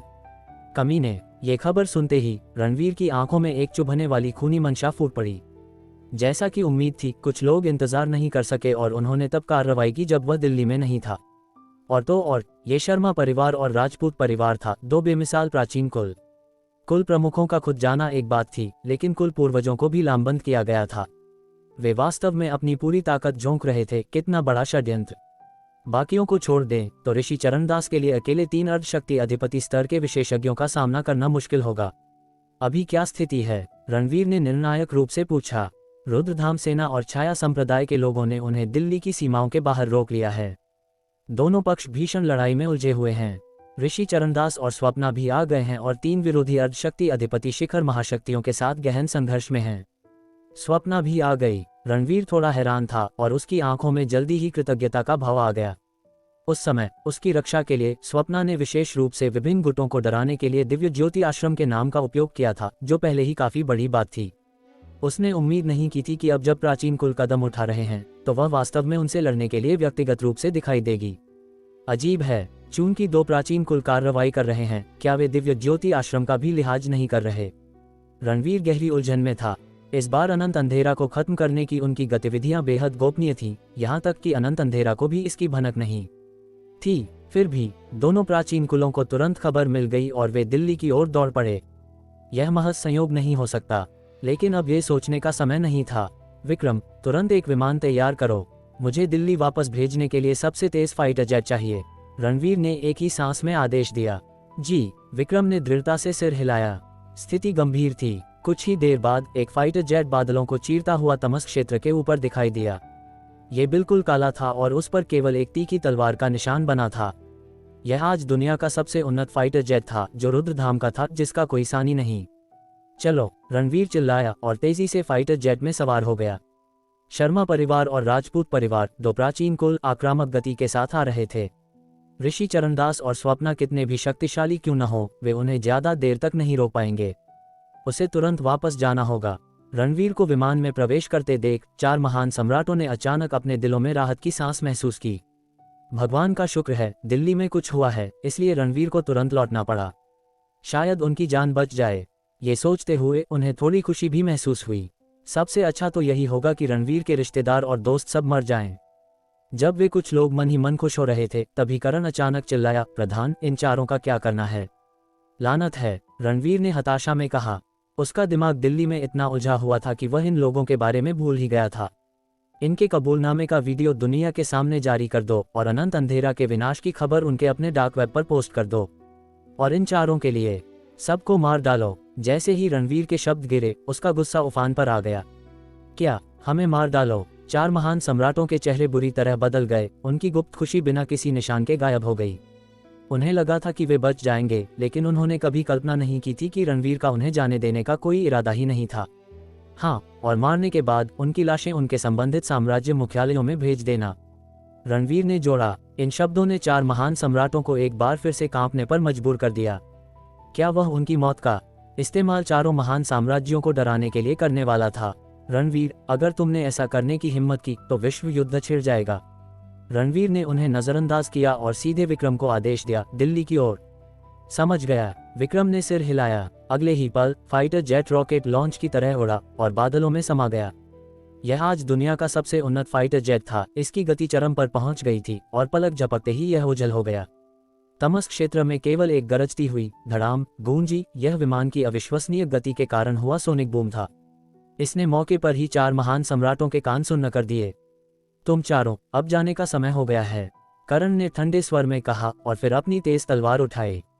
नहीं, चारों महान सम्राट दहशत में चीख पड़े। खच खच खच। पल भर में लंबी तलवार गिरी और खून का फव्वारा छूट गया। चारों महान सम्राट तमस क्षेत्र में मारे गए। ... कुछ ही देर बाद ग्लोबल इंटरनेट पर एक वीडियो सामने आया। वीडियो में मौजूद लोग कोई और नहीं बल्कि चार महान सम्राट थे। वे राष्ट्रों पर शासन करते थे और सत्ता के शिखर पर खड़े थे। आमतौर पर जब वे दिखाई देते थे तो वे सूट बूट में होते थे और असाधारण लगते थे, लेकिन अब उन सभी का एक हाथ गायब था और वे दयनीय स्थिति में थे। खासकर गरुड़ साम्राज्य का सम्राट, उसके दोनों हाथ चले गए थे और वह खून से लथपथ था। अकेले इस तस्वीर ने वैश्विक सनसनी मचा दी और चार महान सम्राटों द्वारा बोले गए शब्दों ने अनगिनत लोगों को हक्का बक्का कर दिया। उन्होंने वास्तव में आर्यावर्त पर आक्रमण की साजिश रचने के लिए अंधार जगत के सरगना के साथ मिलीभगत की थी। ये बहुत ही ज्यादा महत्वाकांक्षी और लुटेरा व्यवहार था। कोई आश्चर्य नहीं कि वे हाल ही में अंतर्राष्ट्रीय मंच पर अक्सर उत्तेजक व्यवहार कर रहे थे। दरअसल उनके पीछे अनंत अंधेरा का हाथ था। लेकिन उन्होंने अचानक सामूहिक रूप से इन रहस्यों का खुलासा क्यों किया? अनगिनत साम्राज्य इस मामले पर बारीकी से नजर रख रहे थे। कुछ नेताओं ने तो पूछताछ के लिए सीधे चारों महान साम्राज्यों के कार्यालयों में फोन भी किया। चारों महान साम्राज्यों के उच्च पदस्थ अधिकारी समान रूप से हैरान थे। क्या उनके सम्राट मामलों पर चर्चा करने के लिए अनंत अंधेरा नहीं गए थे? ये कैसे हो सकता है? आखिर हुआ क्या? चारों महान साम्राज्यों ने तुरंत आपातकालीन कार्रवाई की। एक तरफ जनमत को नियंत्रित किया और दूसरी तरफ सच्चाई की जांच की। लेकिन इससे पहले कि वे कुछ कर पाते, एक और खबर उजागर हो गई। अनंत अंधेरा के डार्क वेब पर किसी अज्ञात समय पर रणवीर रायचंद का नाम गायब हो गया था। इसके बजाय जो दिखाई दिया वह एक तस्वीर थी। तस्वीर में एक काला परिदृश्य था जहां अनगिनत इमारतें खंडहर में बदल गई थीं और जमीन लाशों से पटी पड़ी थी। तस्वीर के केंद्र में 8 बड़े अक्षर दिखाई दिए, अनंत अंधेरा ध्वस्त, उज्ज्वल चांद और स्वच्छ आकाश। ये 8 अक्षर बेहद आकर्षक थे। उन्होंने जो संदेश जारी किया वह बहुत चौंकाने वाला था। उस तस्वीर में वह जगह निस्संदेह अनंत अंधेरा का मुख्यालय थी, जिसे सीधे जमींदोज कर दिया गया था। अब से अनंत अंधेरा का कोई अस्तित्व नहीं होगा। यह अंधार जगत का शासक था, जिसकी ताकत इतनी अविश्वसनीय थी कि उस पर विश्वास करना कठिन था। यह एक विशालकाय जानवर की तरह दुनिया के शीर्ष पर खड़ा था, एक अजय पवित्र दानव मीनार की तरह अंधेरे क्षेत्र को मजबूती से नियंत्रित करता था। एक ही दिन में इसका ढह जाना दुनिया को चौंका देने वाला था। आखिर वह किस तरह का इंसान है या किस तरह की शक्ति है जो अनंत अंधेरा को नष्ट कर सकती है? चारों महान साम्राज्यों को भी इसी बात की चिंता थी। उनके 4 महान सम्राट अनंत अंधेरा के निमंत्रण पर तमस क्षेत्र गए थे, लेकिन हुआ क्या? सम्राटों के हाथ काट दिए गए और साम्राज्य के रहस्य सार्वजनिक कर दिए गए। इसके तुरंत बाद अनंत अंधेरा को जमींदोज कर दिया गया। किस तरह का स्वर्ग विरोधी अस्तित्व ये सब करने के योग्य था? चारों महान साम्राज्यों ने सीधे अपने सभी विभागों को लामबंद कर दिया। जांच करो, पूरी जांच करो, हमें अपराधी को ढूंढना होगा। अनंत अंधेरा के विनाश को एक पल के लिए अलग रखा जा सकता था, लेकिन उनके सम्राटों को नुकसान पहुंचाना एक गंभीर आपराधिक कृत्य था, एक अभूतपूर्व घटना। यह अनिवार्य रूप से चारों महान साम्राज्यों के सम्मान को पैरों तले कुचलना था। इसकी तुरंत स्पष्ट जांच होनी चाहिए थी। जबकि दुनिया में हंगामा मचा हुआ था, एक के बाद एक तरह तरह के कयास लगाए जाने लगे, जब तक कि कुछ ही देर बाद किसी ने ऑनलाइन एक टिप्पणी पोस्ट नहीं की। क्या अनंत अंधेरा ने पहले घोषणा नहीं की थी कि वे रुद्रधाम के प्रधान रणवीर रायचंद को मारने जा रहे हैं? लेकिन अब रणवीर का नाम चला गया है और अनंत अंधेरा के विनाश की खबर डार्क वेब पर दिखाई दे रही है। क्या आपको ये सोचने की भी जरूरत है कि यह किसने किया? जैसे ही यह टिप्पणी सामने आई, इसे तुरंत करोड़ों बार लाइक किया गया, मानो सच्चाई तेजी से सामने आ रही हो। अध्याय 436 तीव्र वापसी।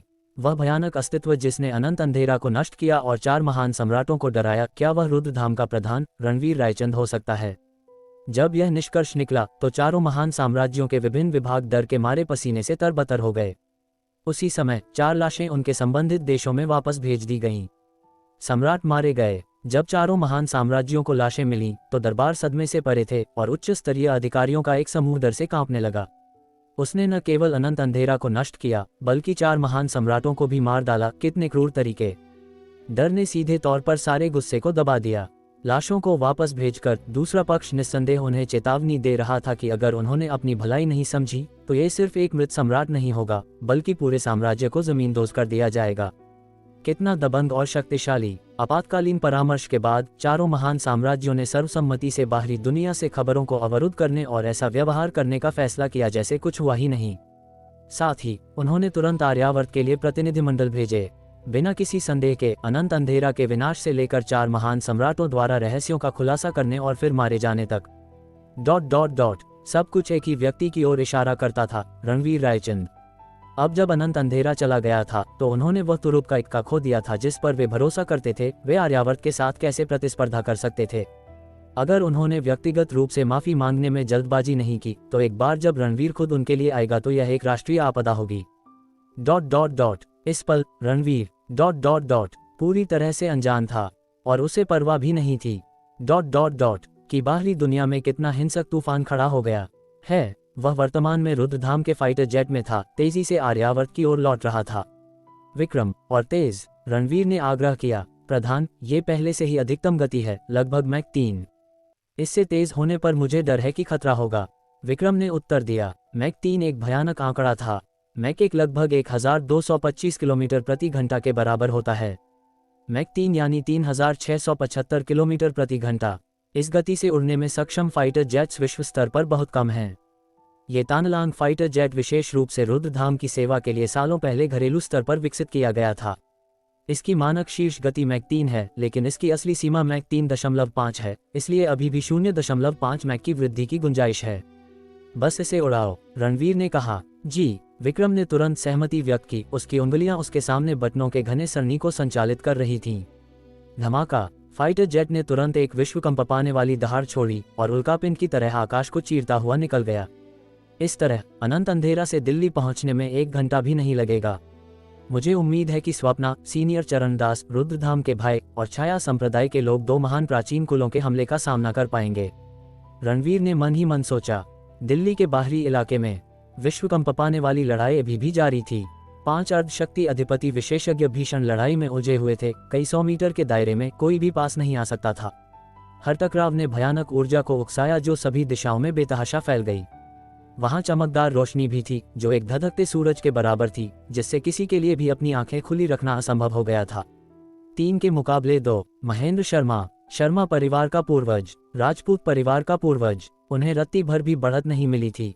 इसके विपरीत दर्जनों राउंड के बाद उन्हें उनके विरोधियों द्वारा लगातार दबाया जा रहा था। विशेष रूप से स्वप्ना ने उन तीनों को गहरे सदमे में छोड़ दिया था। अगर यह ऋषि चरणदास होते तो बात और थी। वे दशकों पहले प्रसिद्ध हो गए थे और साधना लोक में एक शीर्ष विशेषज्ञ थे, इसलिए उनकी दुर्जेय शक्ति समझ में आती थी। लेकिन स्वप्ना अपनी कम उम्र के बावजूद न केवल अर्धशक्ति अधिपति स्तर तक पहुंच गई थी, बल्कि उसकी शक्ति भी अकल्पनीय थी, जो ऋषि चरणदास से शायद ही कम थी। उनमें से कुछ तकनीकें तो ऋषि चरणदास की तुलना से भी परे थीं। ऐसा लगता है कि गायत्री देवी के मरने के बाद उन्होंने अपने सभी कौशल तुम्हें दे दिए। महेंद्र शर्मा ने ठंडे स्वर में कहा, अफसोस, चूंकि तुमने आज रणवीर के साथ खड़े होने का फैसला किया है तो तुम केवल मरोगी। वह गर्जा और 2 पुराने पूर्वजों के साथ एक और भयंकर हमला शुरू किया। चंद्र प्रवाह हिमपात। स्वप्ना चिल्लाए, उसके हाथों ने मुद्राएं बनाई। सर्र अनंत चमक फूट पड़ी। यह आकाश में बहती हुई बर्फ की तरह था, जो अविश्वसनीय रूप से स्वप्निल और सुंदर लग रहा था। फिर भी इसमें अत्यधिक खतरा था। जहां भी चमक गुजरती वह सभी हमलों को कमजोर कर देती। उस दिन 9 नाग कुंड में स्वप्ना ने रणवीर के खिलाफ इस चाल का इस्तेमाल किया था। रणवीर अपनी शक्ति के साथ केवल इस चाल के खिलाफ ड्रॉ तक ही लड़ पाया था। अब जब स्वप्ना अर्धशक्ति अधिपति स्तर तक पहुंच गई थी तो इस चाल को फिर से करना निस्संदेह और भी भयानक था। महेंद्र शर्मा की युद्ध शक्ति रणवीर की तुलना नहीं कर सकती थी, इसलिए स्वाभाविक रूप से उसके पास इसे तोड़ने का कोई रास्ता नहीं था। चंद्र प्रवाह हिमपात से ढके क्षेत्र के भीतर सभी हमले पूरी तरह से ध्वस्त हो गए। ये कैसे हो सकता है? जबकि महेंद्र शर्मा अभी भी सदमे में था, स्वप्ना ने तुरंत एक हथेली के निशान से प्रहार किया। सोच रहे हो तुम मुझ पर छुपकर हमला कर सकती हो? अपने सपनों में? महेंद्र शर्मा ने तुरंत अपनी मुट्ठी घुमाई, हिंसक प्राण शक्ति के साथ विस्फोट किया। जैसा कि हुआ, एक बार जब इस प्राण शक्ति ने शून्य स्तर में चमक को हुआ तो ये भी कमजोर हो गई। जब तक यह मुक्का स्वप्ना द्वारा मारे गए हथेली के निशान से मिला, तब तक इसकी हमले की शक्ति लगभग न के बराबर थी। धड़ाम, तुरंत एक जोरदार धमाका हुआ। मुक्का, जो अपनी हमले की शक्ति खो चुका था, बस इसका सामना करने में असमर्थ था। स्वप्ना द्वारा मारा गया हथेली का निशान एक बर्फीले पहाड़ की तरह नीचे दब गया। महेंद्र शर्मा के हाथ की नसें इंच इंच करके टूट गईं और उसके अंगूठे का जाल फट गया। खून हर जगह बिखर गया। जब हथेली का निशान पूरी तरह से उस पर गिरा तो महेंद्र शर्मा ने विरोध करने के लिए अपनी सारी प्राण शक्ति का उपयोग किया। फिर भी उसे अभी भी हिंसक रूप से पीछे धकेल दिया गया। उसकी आभा तुरंत निस्तेज हो गई। सन ये देखकर शर्मा परिवार के पूर्वज और राजपूत परिवार के पूर्वज ने भी तुरंत कार्रवाई की, स्वप्ना पर हमला किया। 2 अर्धशक्ति अधिपति विशेषज्ञों के संयुक्त हमले ने तुरंत स्वप्ना द्वारा डाली गई चंद्र प्रवाह हिमपात तकनीक को तोड़ दिया। क्या तुम्हें लगता है कि मेरा कोई अस्तित्व नहीं है? उसी क्षण ऋषि चरणदास हवा में कदम रखते हुए आए। उनका बड़ा हाथ ऊपर उठा और एक द्वैत मंडल तुरंत साकार हो गया। गड़गड़ाहट। शर्मा परिवार के पूर्वज और राजपूत परिवार के पूर्वज द्वारा किए गए हिंसक हमले तुरंत द्वैत मंडल पर गिरे, जिससे तुरंत आकाश ऊंची चमक उठी। ऋषि चरणदास कांप उठे। उनके शरीर में रक्त और ऊर्जा बेतहाशा बढ़ने लगे। एक साथ 2 अर्धशक्ति अधिपति विशेषज्ञों के हमलों का सामना करना कोई आसान काम नहीं था। इसके अलावा अब तक लड़ने के बाद उनकी प्राण शक्ति पहले ही काफी कम हो चुकी थी। ये देखकर स्वप्ना ऋषि चरणदास की सहायता के लिए आने का इरादा कर रही थी, लेकिन जैसे ही वह हिली, ऋषि चरणदास अचानक बोले, मेरी चिंता मत करो, उन पर जल्दी हमला करो। जी। स्वप्ना ने सिर हिलाया। उसका शरीर हिल गया क्योंकि वह 2 पुराने पूर्वजों की ओर उड़ी और फिर एक मंत्र का जाप शुरू किया। एक संकल्प हिमपात। तुरंत शून्य स्तर से एक शानदार चमक दिखाई दी, जो फिर अनगिनत जानलेवा इरादों में बदल गई। सभी 2 पुराने पूर्वजों की ओर बढ़ रहे थे। उसी क्षण ऋषि चरणदास अचानक चिल्लाए, द्वैत हस्त। जैसे ही उनकी आवाज गिरी, द्वैत मंडल गरज उठा। एक शानदार सुनहरी रोशनी के साथ फूट पड़ा, जिसने एक ही बार में 2 पुराने पूर्वजों के हमलों को हिला दिया। द्वैत मंडल फिर बिखर गया, लेकिन बिखरे हुए द्वैत मंडल के भीतर से सुनहरी रोशनी में लिपटी एक हथेली अचानक दिखाई दी, जो 2 पुराने पूर्वजों की ओर प्रहार कर रही थी। हिस। शर्मा परिवार के पूर्वज और राजपूत परिवार के पूर्वज ने एक साथ ठंडी सांस ली। ये हथेली का प्रहार बहुत अप्रत्याशित रूप से आया था। उन्होंने तुरंत कार्रवाई की, द्वैत मंडल और स्वप्ना द्वारा छोड़े गए हमले से टकराए। बैंग बैंग, 2 दबी हुई आवाजें गूंजी क्योंकि शर्मा परिवार के पूर्वज और राजपूत परिवार के पूर्वज एक साथ पीछे उड़ गए। दोनों ने खून की उल्टियां की। उन्हें आंतरिक चोटें आई थीं। नहीं, हम तीनों के लिए उन्हें दबाना मुश्किल है, महेंद्र शर्मा ने भारी आवाज में कहा। फिर वह तुरंत चिल्लाया, सभी शक्ति ब्रह्म स्तर के लोग यहाँ आओ, उन्हें मारने के लिए एक साथ काम करो। सर्र सर्र सर्र। तुरंत कुल 7 आकृतियां दौड़ती हुई आईं। ये राजपूत परिवार का कुल प्रमुख और 6 अन्य शक्ति ब्रह्म स्तर के बुजुर्ग थे। इस बार 2 महान प्राचीन कुलों के 40 लोग आए थे। खुद 2 कुल प्रमुखों सहित कुल 10 शक्ति ब्रह्म स्तर के महान विशेषज्ञ थे, जिनमें से 3 तो अर्धशक्ति अधिपति स्तर तक भी पहुंच चुके थे। इस लाइनअप को शक्तिशाली के अलावा और कुछ नहीं कहा जा सकता था। अध्याय 437। ये है सच्ची और परम शक्ति, उन्हें एक साथ मार डालो। महेंद्र शर्मा ने ठंडे स्वर में दहाड़ लगाए। 10 लोगों ने तुरंत प्रहार किया। इस बार उन्हें ऋषि चरणदास और स्वप्ना को मारना ही था। 10 लोगों के हमले का सामना करते हुए ऋषि चरणदास और स्वप्ना के चेहरों पर भी गंभीरता आ गई। 3 अर्धशक्ति अधिपति पहले से ही संभालने के लिए काफी थे, अब 7 और शक्ति ब्रह्म स्तर के विशेषज्ञ आ गए थे, जिससे दबाव कई गुना बढ़ गया था। बेटी, तुम तुरंत पीछे हट जाओ, मैं इस जगह को खुद संभाल सकता हूँ, ऋषि चरणदास ने अचानक कहा। दिव्य ज्योति आश्रम विरासत के बिना नहीं रह सकता। क्या आप मेरे गुरु की शिष्यों को चुनने की नजर को कम आंक रहे हैं? स्वप्ना ने ठंडे स्वर में पूछा। ऋषि चरणदास तुरंत दिल खोलकर हंसे। ठीक है, अगर ऐसी बात है तो चलो आज उनसे जी भर के लड़ते हैं। जैसे ही उनकी आवाज गिरी, वे तुरंत बाहर निकल पड़े। स्वप्ना उनके ठीक पीछे थी। अपनी औकात से ज्यादा सोच रहे हो, मारो, महेंद्र शर्मा ने दुष्टता से चिल्लाया। एक और भी भीषण महायुद्ध एक बार फिर छिड़ गया, लेकिन ये टकराव पिछले वाले जितना सुचारू नहीं था। 10 शक्ति ब्रह्म स्तर के महान विशेषज्ञ, ये लाइनअप भयानक था। और 3 अर्धशक्ति अधिपति महान शक्तियां थीं। हालांकि वे घायल थे, लेकिन उन्हें कम नहीं आंका जा सकता था। कुछ मिनट बाद ऋषि चरणदास और स्वप्ना दोनों खून से लथपथ थे। वे कितने भी मजबूत क्यों ना हो, एक साथ इतने सारे दिग्गजों को हराना असंभव था। ये बुरा है। सीनियर चरणदास और बाकी अब और नहीं टिक सकते, हमें उनका समर्थन करने के लिए जल्दी करना चाहिए। आकाश ने आदेश दिया, पृथ्वी, वज्र और रुद्र के साथ आगे बढ़ते हुए। मौत को दावत दे रहे हो? महेंद्र शर्मा ने उन पर अपनी नजर दौड़ाई और तुरंत एक हथेली के प्रहार से विस्फोट किया। धड़ाम धड़ाम धड़ाम। चारों नागराजा हवा में उड़ गए। अर्धशक्ति अधिपति शक्ति के सामने शक्ति देव स्तर पूरी तरह से अपर्याप्त था। Puff puff puff. तुरंत चारों नागराजा जमीन पर गिरे, मुंह से चमकीला लाल खून थूकते हुए। सर्र। तभी चांदनी भी आ गई, अपनी वक्र कृपाण को थामे उसके नाशपाती के फूल फड़फड़ा रहे थे। उसी समय एक और आकृति ने अलग दिशा से हमला किया। ये हिमानी थी, एक तेज तलवार पकड़े हुए, हवा को काटती हुई। 2 और मौत को दावत देने वाले। महेंद्र शर्मा ने ठंडे स्वर में सूंघा।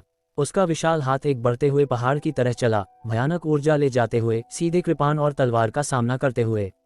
खनक खनक। एक दबी हुई आवाज तुरंत गूंज उठी। तुम सब मेरे लिए मर जाओ। महेंद्र शर्मा गरजा और उसके विशाल हाथ से भयंकर शक्ति फूट पड़ी। Puff puff. चांदनी और हिमानी को तुरंत एक बड़ा झटका लगा। उनके चेहरे पीले पड़ गए और उन्होंने खून की उल्टी की। उनके शरीर तुरंत पीछे की ओर उड़ गए। वे रुद्रधाम के उन नागराजाओं से थोड़े मजबूत हैं, लेकिन चूंकि वे शक्ति ब्रह्म स्तर तक नहीं पहुंचे हैं, वे मेरे सामने बस चींटियां हैं। महेंद्र शर्मा ने अहंकार से कहा, मैं तुम 2 महान प्राचीन कुलों को सलाह देता हूं कि ज्यादा खुश न हो। जब हमारे प्रधान वापस आएंगे तो वे निश्चित रूप से तुम्हारे शर्मा परिवार और राजपूत परिवार को समतल कर देंगे। तुम्हारा भी वही हश्र होगा जो मेहता परिवार का हुआ था, सीधे दिव्य ड्रैगन देश से गायब हो जाओगे। आकाश ने गुस्से में कहा। हा, क्या मजाक है? महेंद्र शर्मा ने आसमान की ओर बेतहाशा हंसते हुए कहा, मेरे शर्मा परिवार और राजपूत परिवार के हाथ मिलाने के साथ मैं तुमसे पूछता हूँ, कौन सी शक्ति हमें लापरवाही से नष्ट कर सकती है? यह मत सोचो कि मुझे नहीं पता। रणवीर लोगों को लेकर अनंत अंधेरा गया था। वह वापस आ सकता है या नहीं, यह अभी भी अज्ञात है। अनंत अंधेरा कोई छोटी शक्ति नहीं है, यह अंधार जगत का नंबर 1 सरगना है। धमाका। लगभग जैसे ही महेंद्र शर्मा की आवाज गिरी, आसमान में अचानक एक धमाका हुआ, जैसे बिजली की गड़गड़ाहट। ये सोनिक बूम है। आकाश और अन्य, जिन्हें युद्ध के मैदान में लंबा अनुभव था, वे इस आवाज से बहुत परिचित थे। लेकिन यहाँ अचानक सोनिक बूम क्यों दिखाई देगा? उन सब ने ऊपर देखा। इस पल एक फाइटर जेट सीधे बादलों को चीरता हुआ लगभग सीधी रेखा में जमीन की ओर गोली की तरह आ रहा था। चूंकि इसे अधिकतम गति बनाए रखनी थी, इसलिए ये केवल अत्यधिक ऊंचाई पर ही उड़ सकता था। यदि यह अपने लक्ष्य तक पहुंचने से पहले धीमा हो जाता तो ये समय को प्रभावित करता। इसलिए विक्रम द्वारा फाइटर जेट को दिल्ली में उड़ाने के बाद वह अचानक उच्च ऊंचाई से नीचे गोता लगा, एक तेज तलवार की तरह लगातार आगे बढ़ता रहा।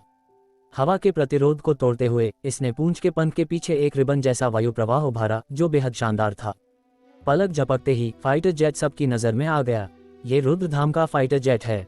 धड़ पर तेज तलवार का निशान देखते ही आकाश और अन्य तुरंत चिल्लाए। ये फाइटर जेट रुद्रधाम के भीतर केवल एक निश्चित दर्जे के लोगों द्वारा ही उड़ाया जा सकता था। अभी इस गति से पहुंच रहा है, क्या ये प्रधान हो सकते हैं? आकाश और अन्य ने अत्यधिक सदमे के साथ सोचा। उनकी आंखें तुरंत उत्साह से भर गईं। मुझे लगा कि यह कुछ महत्वपूर्ण है। ये सिर्फ एक फाइटर जेट है। भले ही तुम्हारा रुद्रधाम एक विमानवाहक पोत या यहाँ तक कि एक बमवर्षक तैनात कर दे, इससे कोई मदद नहीं मिलेगी। परम शक्ति के सामने सब कुछ कचरा है। जैसे ही उसके शक्तिशाली शब्द गिरे, महेंद्र शर्मा ने अपनी प्राण शक्ति को सक्रिय किया और तुरंत आकाश में गोली की तरह गया। देखो मैं इस फाइटर जेट को कैसे काटता हूँ। उसने अपना विशाल हाथ लहराया। प्राण शक्ति तेजी से इकट्ठा हुई और पल भर में एक शानदार चमक उमड़ पड़ी जो सूरज की तरह चमकदार थी। अरे नहीं! आकाश और अन्य के चेहरे लटक गए। अर्धशक्ति अधिपति महान शक्ति की ताकत के साथ वह वास्तव में एक फाइटर जेट को नष्ट कर सकता था। ऋषि चरणदास और स्वप्ना ने पहले ही चलना शुरू कर दिया था। वे प्रतिद्वंद्वी को अपनी आंखों के ठीक सामने फाइटर जेट को नष्ट करने की अनुमति नहीं देंगे। हालांकि जैसे ही वे दोनों हिले, वे अचानक रुक गए। उनकी आंखें एक साथ आकाश पर टिक गईं। सर! अचानक एक तलवार की चमक ने शून्य स्तर को काट दिया, इतनी तेजी से कि कोई उसे स्पष्ट रूप से नहीं देख सका। अगले ही सेकंड में महेंद्र शर्मा का हाथ, जो फाइटर जेट पर हमला कर रहा था, अचानक किसी चीज से कट गया। खून तुरंत बिखर गया और कटा हुआ हाथ सीधा नीचे गिर गया, जमीन पर भारी आवाज के साथ टकराया। महेंद्र शर्मा तुरंत दर्द से कराह उठा। उसका शरीर तेजी से नीचे गिरने लगा। हिस! वहां मौजूद हर कोई भयभीत और हैरान था। उनके मुंह खुले के खुले रह गए। आखिर चल क्या रहा है? कौन लापरवाही से अर्धशक्ति अधिपति महान शक्ति का हाथ काट सकता है? दो महान प्राचीन कुलों के पुराने पूर्वज इस समय पूरी तरह से हक्का बक्का थे। ऋषि चरणदास और स्वप्ना मजबूत थे, लेकिन उन्होंने केवल सबको घायल किया था। उन्हें किसी का हाथ काटते नहीं देखा गया था। लेकिन महेंद्र शर्मा का हाथ वास्तव में सीधे काट दिया गया था। ऐसा प्रतीत होता है कि विरोध करने की कोई शक्ति नहीं थी। ये बिल्कुल भयानक था। उस फाइटर जेट के अंदर कोई विशेषज्ञ जरूर होगा। केवल आकाश और अन्य शुरुआती सदमे के बाद तुरंत अद्वितीय परमानंद की अभिव्यक्ति प्रकट करने लगे। ये प्रधान ही होंगे। केवल प्रधान के पास ही इस स्तर की शक्ति थी। बूम कड़क! जैसे ही हर कोई टकटकी लगाए देख रहा था, एक आकृति आकाश से उतरी, सीधे महेंद्र शर्मा के शरीर की ओर कदम बढ़ाते हुए। नहीं! महेंद्र शर्मा ने प्रतिद्वंद्वी को अपनी ओर दौड़ते देखा। उसकी पुतलियां असीम आतंक से भर गईं। वह अभी जमीन पर भी नहीं गिरा था। अगर प्रतिद्वंद्वी ने उसके भौतिक शरीर पर प्रहार किया तो परिणाम अकल्पनीय होंगे। बूम कड़क! प्रतिद्वंद्वी ने कोई दया नहीं दिखाई, एक दानव भगवान की तरह नीचे उतरते हुए। जिस पल उसके पैर महेंद्र शर्मा पर पड़े, ये किसी पहाड़ के ढहने जैसा था जिससे बेजोड़ ऊर्जा का विस्फोट हुआ। उसके शरीर के अंदर की हड्डियां और नसें तुरंत टूट गईं। पुफ! खून का एक बूंद तुरंत शून्य स्तर में बिखर गया। लगभग तुरंत प्रतिद्वंद्वी ने उसके शरीर को रौंद दिया और उसे जमीन में बुरी तरह से पटक दिया। गड़गड़ाहट! तुरंत एक विस्फोट की आवाज हुई। जमीन हिंसक रूप से हिल गई और धूल हर जगह उड़ गई। वहां मौजूद हर किसी ने अपने दिल को हिंसक रूप से कांपते हुए महसूस किया। बहुत क्रूर! खुद को उसकी जगह पर कल्पना करना, ये पूरी तरह से रोंगटे खड़े कर देने वाला था। पुफ! महेंद्र शर्मा ने बेतहाशा खून उगला, यह महसूस करते हुए कि उसका शरीर पूरी तरह से टूट गया है। परम शक्ति के सामने तुम कचरा हो। एक ठंडी आवाज तुरंत गूंजी। महेंद्र शर्मा ने सब कुछ नजरअंदाज किया और देखने के लिए अपनी आंखें जल्दी से खोल दीं। ये तुम कैसे हो सकते हो? उस पर खड़े व्यक्ति का चेहरा स्पष्ट रूप से देखने के बाद वह तुरंत हक्का बक्का रह गया, जैसे उसने कोई भूत देख लिया हो। अध्याय 438, सबको मरना होगा। इस पल दूसरों ने उस व्यक्ति को देखा जिसने कार्रवाई की थी। उनके चेहरे भी समान रूप से दहशत से भरे हुए थे, क्योंकि वह कोई और नहीं बल्कि रणवीर रायचंद था। वह महेंद्र शर्मा के ऊपर गर्व से खड़ा था। उसके शरीर से एक ऐसी आभा निकल रही थी जो आसमान को छू रही थी। सर्वोच्च, प्रभावशाली और दुनिया में अद्वितीय प्रधान! आकाश और अन्य उत्साहित होकर चिल्लाए। उनकी आंखें तीव्र खुशी से भरी थीं। ये प्रधान रणवीर हैं, वे वापस आ गए। ऋषि चरणदास ने अचानक राहत की सांस ली। रणवीर के शामिल होने के साथ इन दोनों से निपटना बहुत आसान होगा। स्वप्ना कुछ नहीं बोली, उसने बस ठंडक से देखा। उसके चेहरे पर कोई और भाव देखना मुश्किल था। रणवीर, क्या तुम अपने आदमियों को लेकर अनंत अंधेरा पर हमला करने नहीं गए थे? तुम इतनी जल्दी वापस कैसे आ गए? राजपूत परिवार के पूर्वज ने सदमे में पूछा। स्वाभाविक रूप से, क्योंकि मैंने अनंत अंधेरा का सफाया कर दिया है, रणवीर ने ठंडे स्वर में कहा। धमाका! ये सुनकर सभी के शरीर कांप उठे। इतने कम समय में उसने अनंत अंधेरा का सफाया कर दिया। ये बस सनसनीखेज था। रणवीर, डींगे हाँकना बंद करो। अनंत अंधेरा अंधार जगत का शासक है जिसके पास अनगिनत विशेषज्ञ हैं। तुमने इतनी जल्दी उनका सफाया कैसे कर दिया होगा? प्रताप राजपूत भी बोल पड़ा। ऐसा नहीं था कि दो प्राचीन कुल यह नहीं मानते थे कि रणवीर अनंत अंधेरा को संभाल सकता है, लेकिन ये कि उसने इतने कम समय में उन्हें नष्ट कर दिया, ये बहुत अकल्पनीय था। अन्यथा उनकी मूल योजना के अनुसार वे पहले दिल्ली में रणवीर के आधार पर नियंत्रण कर लेते, ताकि जब वह वापस आए तो उसके पास अपना सिर झुकाने के अलावा कोई विकल्प न हो। किसने सोचा था कि रणवीर इतनी जल्दी दिखाई देगा? इसने उनकी सभी योजनाओं को पूरी तरह से अस्त व्यस्त कर दिया। कुल प्रमुख, ऐसा लगता है कि अनंत अंधेरा वास्तव में नष्ट हो गया है, एक बुजुर्ग ने अचानक उस पल सदमे में कहा। फिर जल्दी से अपना फोन प्रताप राजपूत को दिखाया। फोन पर जो दिखाई दिया वह भारी खबर थी, उस तस्वीर के साथ जिसे अनंत अंधेरा के डार्क वेब पर पोस्ट किया गया था। क्या ये हो सकता है? अनंत अंधेरा वास्तव में नष्ट हो गया। प्रताप राजपूत को संदेह होने लगा। मैं यहाँ तुम्हें कुछ भी समझाने नहीं आया हूँ। चूंकि तुमने मेरे न रहने पर इस जगह पर हमला करने की हिम्मत की, तो आज तुम्हारे दोनों प्राचीन कुलों के एक एक व्यक्ति को मरना होगा। रणवीर अचानक गरजा, उसकी खूनी मंशा बेतहाशा बढ़ गई। फिर उसने अचानक जोर लगाया। Puff puff. महेंद्र शर्मा ने अपना मुंह खोला और खून का एक बूंद बाहर निकाला। रणवीर, मैं तुम्हें मुझे तुरंत रिहा करने का आदेश देता हूँ। दो प्राचीन कुल ऐसे लोग नहीं हैं जिनसे तुम दुश्मनी मोल ले सको। तुम गलत हो। तुम ही हो जो मुझसे दुश्मनी मोल ले रहे हो। भले ही वे 9 लोगों के देवता और दानव होते, मैं फिर भी तुम्हें मार डालता, रणवीर ने क्रूरता से कहा। उसने फिर से जोर लगाया। Bang crunch. महेंद्र शर्मा का शरीर तुरंत फट गया, खून हर जगह बिखर गया। एक प्राचीन कुल का प्रतिष्ठित कुल प्रमुख, जिसके पास अर्धशक्ति अधिपति साधना थी, सीधे रणवीर के पैर के नीचे मारा गया। इस दृश्य का प्रभाव बहुत गहरा था। वहां मौजूद हर किसी ने अपने दिल और आत्मा को डर से ठंडा होते हुए महसूस किया। हे भगवान, उसने आते ही एक प्राचीन कुल प्रमुख को मार डाला। ऋषि चरणदास भी अविश्वसनीय रूप से हैरान थे। स्वप्ना की बर्फीली आंखों में भी रोशनी की एक चमक कौंध गई। जहां तक रुद्रधाम के लोगों की बात है, वे पूरी तरह से उन्माद में थे। शुरुआत से ही शर्मा परिवार के कुल प्रमुख को बाहर निकालना, दुनिया में कितने लोग ऐसा कारनामा कर सकते हैं? कुल प्रमुख। शर्मा परिवार के सभी लोग चिल्लाए, उनके चेहरे दुख से भरे थे। फिर एक एक करके वे अविश्वसनीय रूप से क्रोधित हो गए। रणवीर को ऐसे घूर रहे थे जैसे वे उसे जिंदा निगल जाना चाहते हों। रणवीर, तुमने वास्तव में हमारे कुल प्रमुख को मार डाला। यह एक अक्षम्य अपराध है। आज तुम्हें मरना होगा और तुम्हारे सभी अधीनस्थ और परिवार के सदस्य हर एक नर्क में जाएगा। शर्मा परिवार का सबसे बड़ा बुजुर्ग जगदीश शर्मा पागलों की तरह गरजा। बिना एक शब्द बोले रणवीर ने सीधे अपनी तलवार से वार किया। संत जगदीश शर्मा, जो एक सेकंड पहले ही शोर मचा रहा था, डर के मारे तुरंत पीला पड़ गया। मेरी मौजूदगी में जंगली व्यवहार करने की हिम्मत मत करना, शर्मा परिवार का पूर्वज गरजा। लेकिन इससे पहले कि वह कोई कदम उठा पाता, पुफ, अचानक एक दबी हुई आवाज के साथ जगदीश शर्मा खून की धुंध के बादल में फट गया। मैं जिसे मारना चाहता हूं उसे कौन रोक सकता है? रणवीर ने ठंडे स्वर में कहा। उसकी बर्फीली आंखें तलवारों की तरह थीं, जिसने दुनिया को जमा दिया। पलक झपकते ही उसने एक और शक्ति ब्रह्म स्तर के महान विशेषज्ञ को मार डाला था। रणवीर के तरीकों ने सभी को पूरी तरह से दंग कर दिया। कमीने। शर्मा परिवार का पूर्वज बेहद गुस्से में था। कुल प्रमुख का मारा जाना पहले ही मुंह पर तमाचा था, लेकिन फिर उसके ठीक सामने रणवीर ने शर्मा परिवार के सबसे बड़े बुजुर्ग को मार डाला।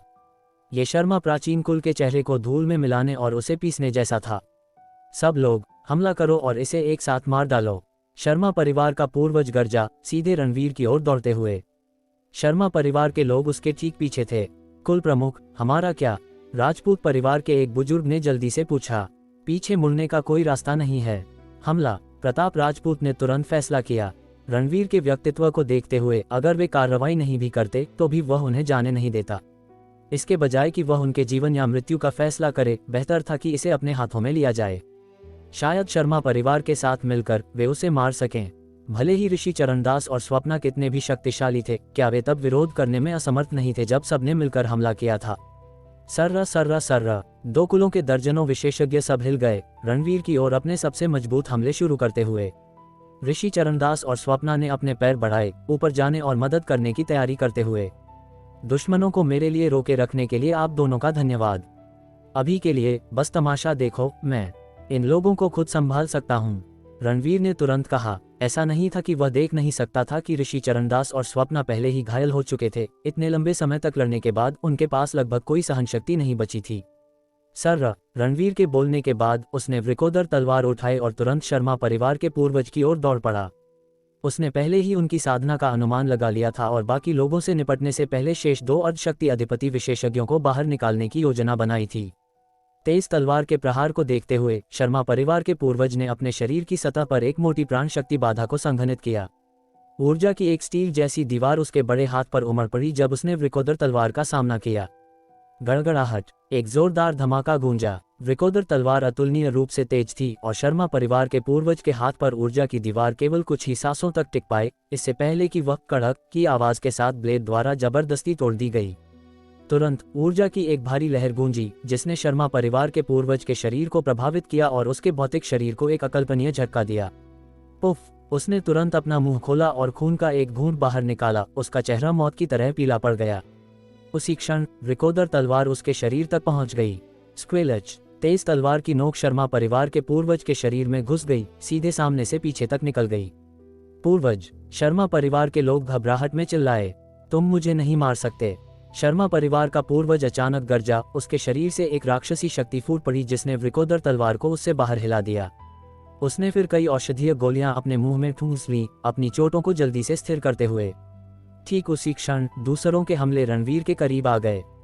बूम! रणवीर के शरीर से ऊर्जा का एक मोटा भंवर उमड़ा जिससे 9 अलग अलग प्रकार की ठंडी हवा निकल रही थी, जैसे 9 नाग एक साथ उलझे हों।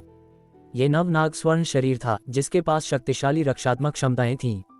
Bang bang bang! नवनाग स्वर्ण शरीर पर अनगिनत हमले हुए, लेकिन कोई भी इसे तोड़ नहीं सका। इसके बजाय रणवीर के शरीर से निकलने वाली 9 नागों की ठंडी हवा ने सीधे 2 कुलों के विशेषज्ञों को जमा दिया, जिससे वे उस पल बेतहाशा कांपने लगे। ठंडा, बहुत ठंडा, अत्यधिक ठंडा। इसे निश्चित रूप से केवल 0 से दर्जनों डिग्री नीचे के रूप में वर्णित नहीं किया जा सकता था। ऐसा लग रहा था मानो बर्फ के टुकड़े उनके शरीर में प्रवेश कर गए हों। उस तरह की ठंड उनकी हड्डियों की मज्जा में समा गई, मानो वह उनके शरीर के सारे खून को जमाने वाली हो। ये यिन कोल्ड ऊर्जा है, लेकिन यह इस हद तक शक्तिशाली कैसे हो सकती है? राजपूत परिवार के पूर्वज ने सदमे में चिल्लाया। बस तुम अज्ञानी हो, रणवीर ने ठंडे स्वर में सूंघा। जबकि अन्य लोग 9 नागों की ठंडी हवा से प्रभावित थे, उसने तुरंत अपनी तलवार मंशा को सक्रिय किया।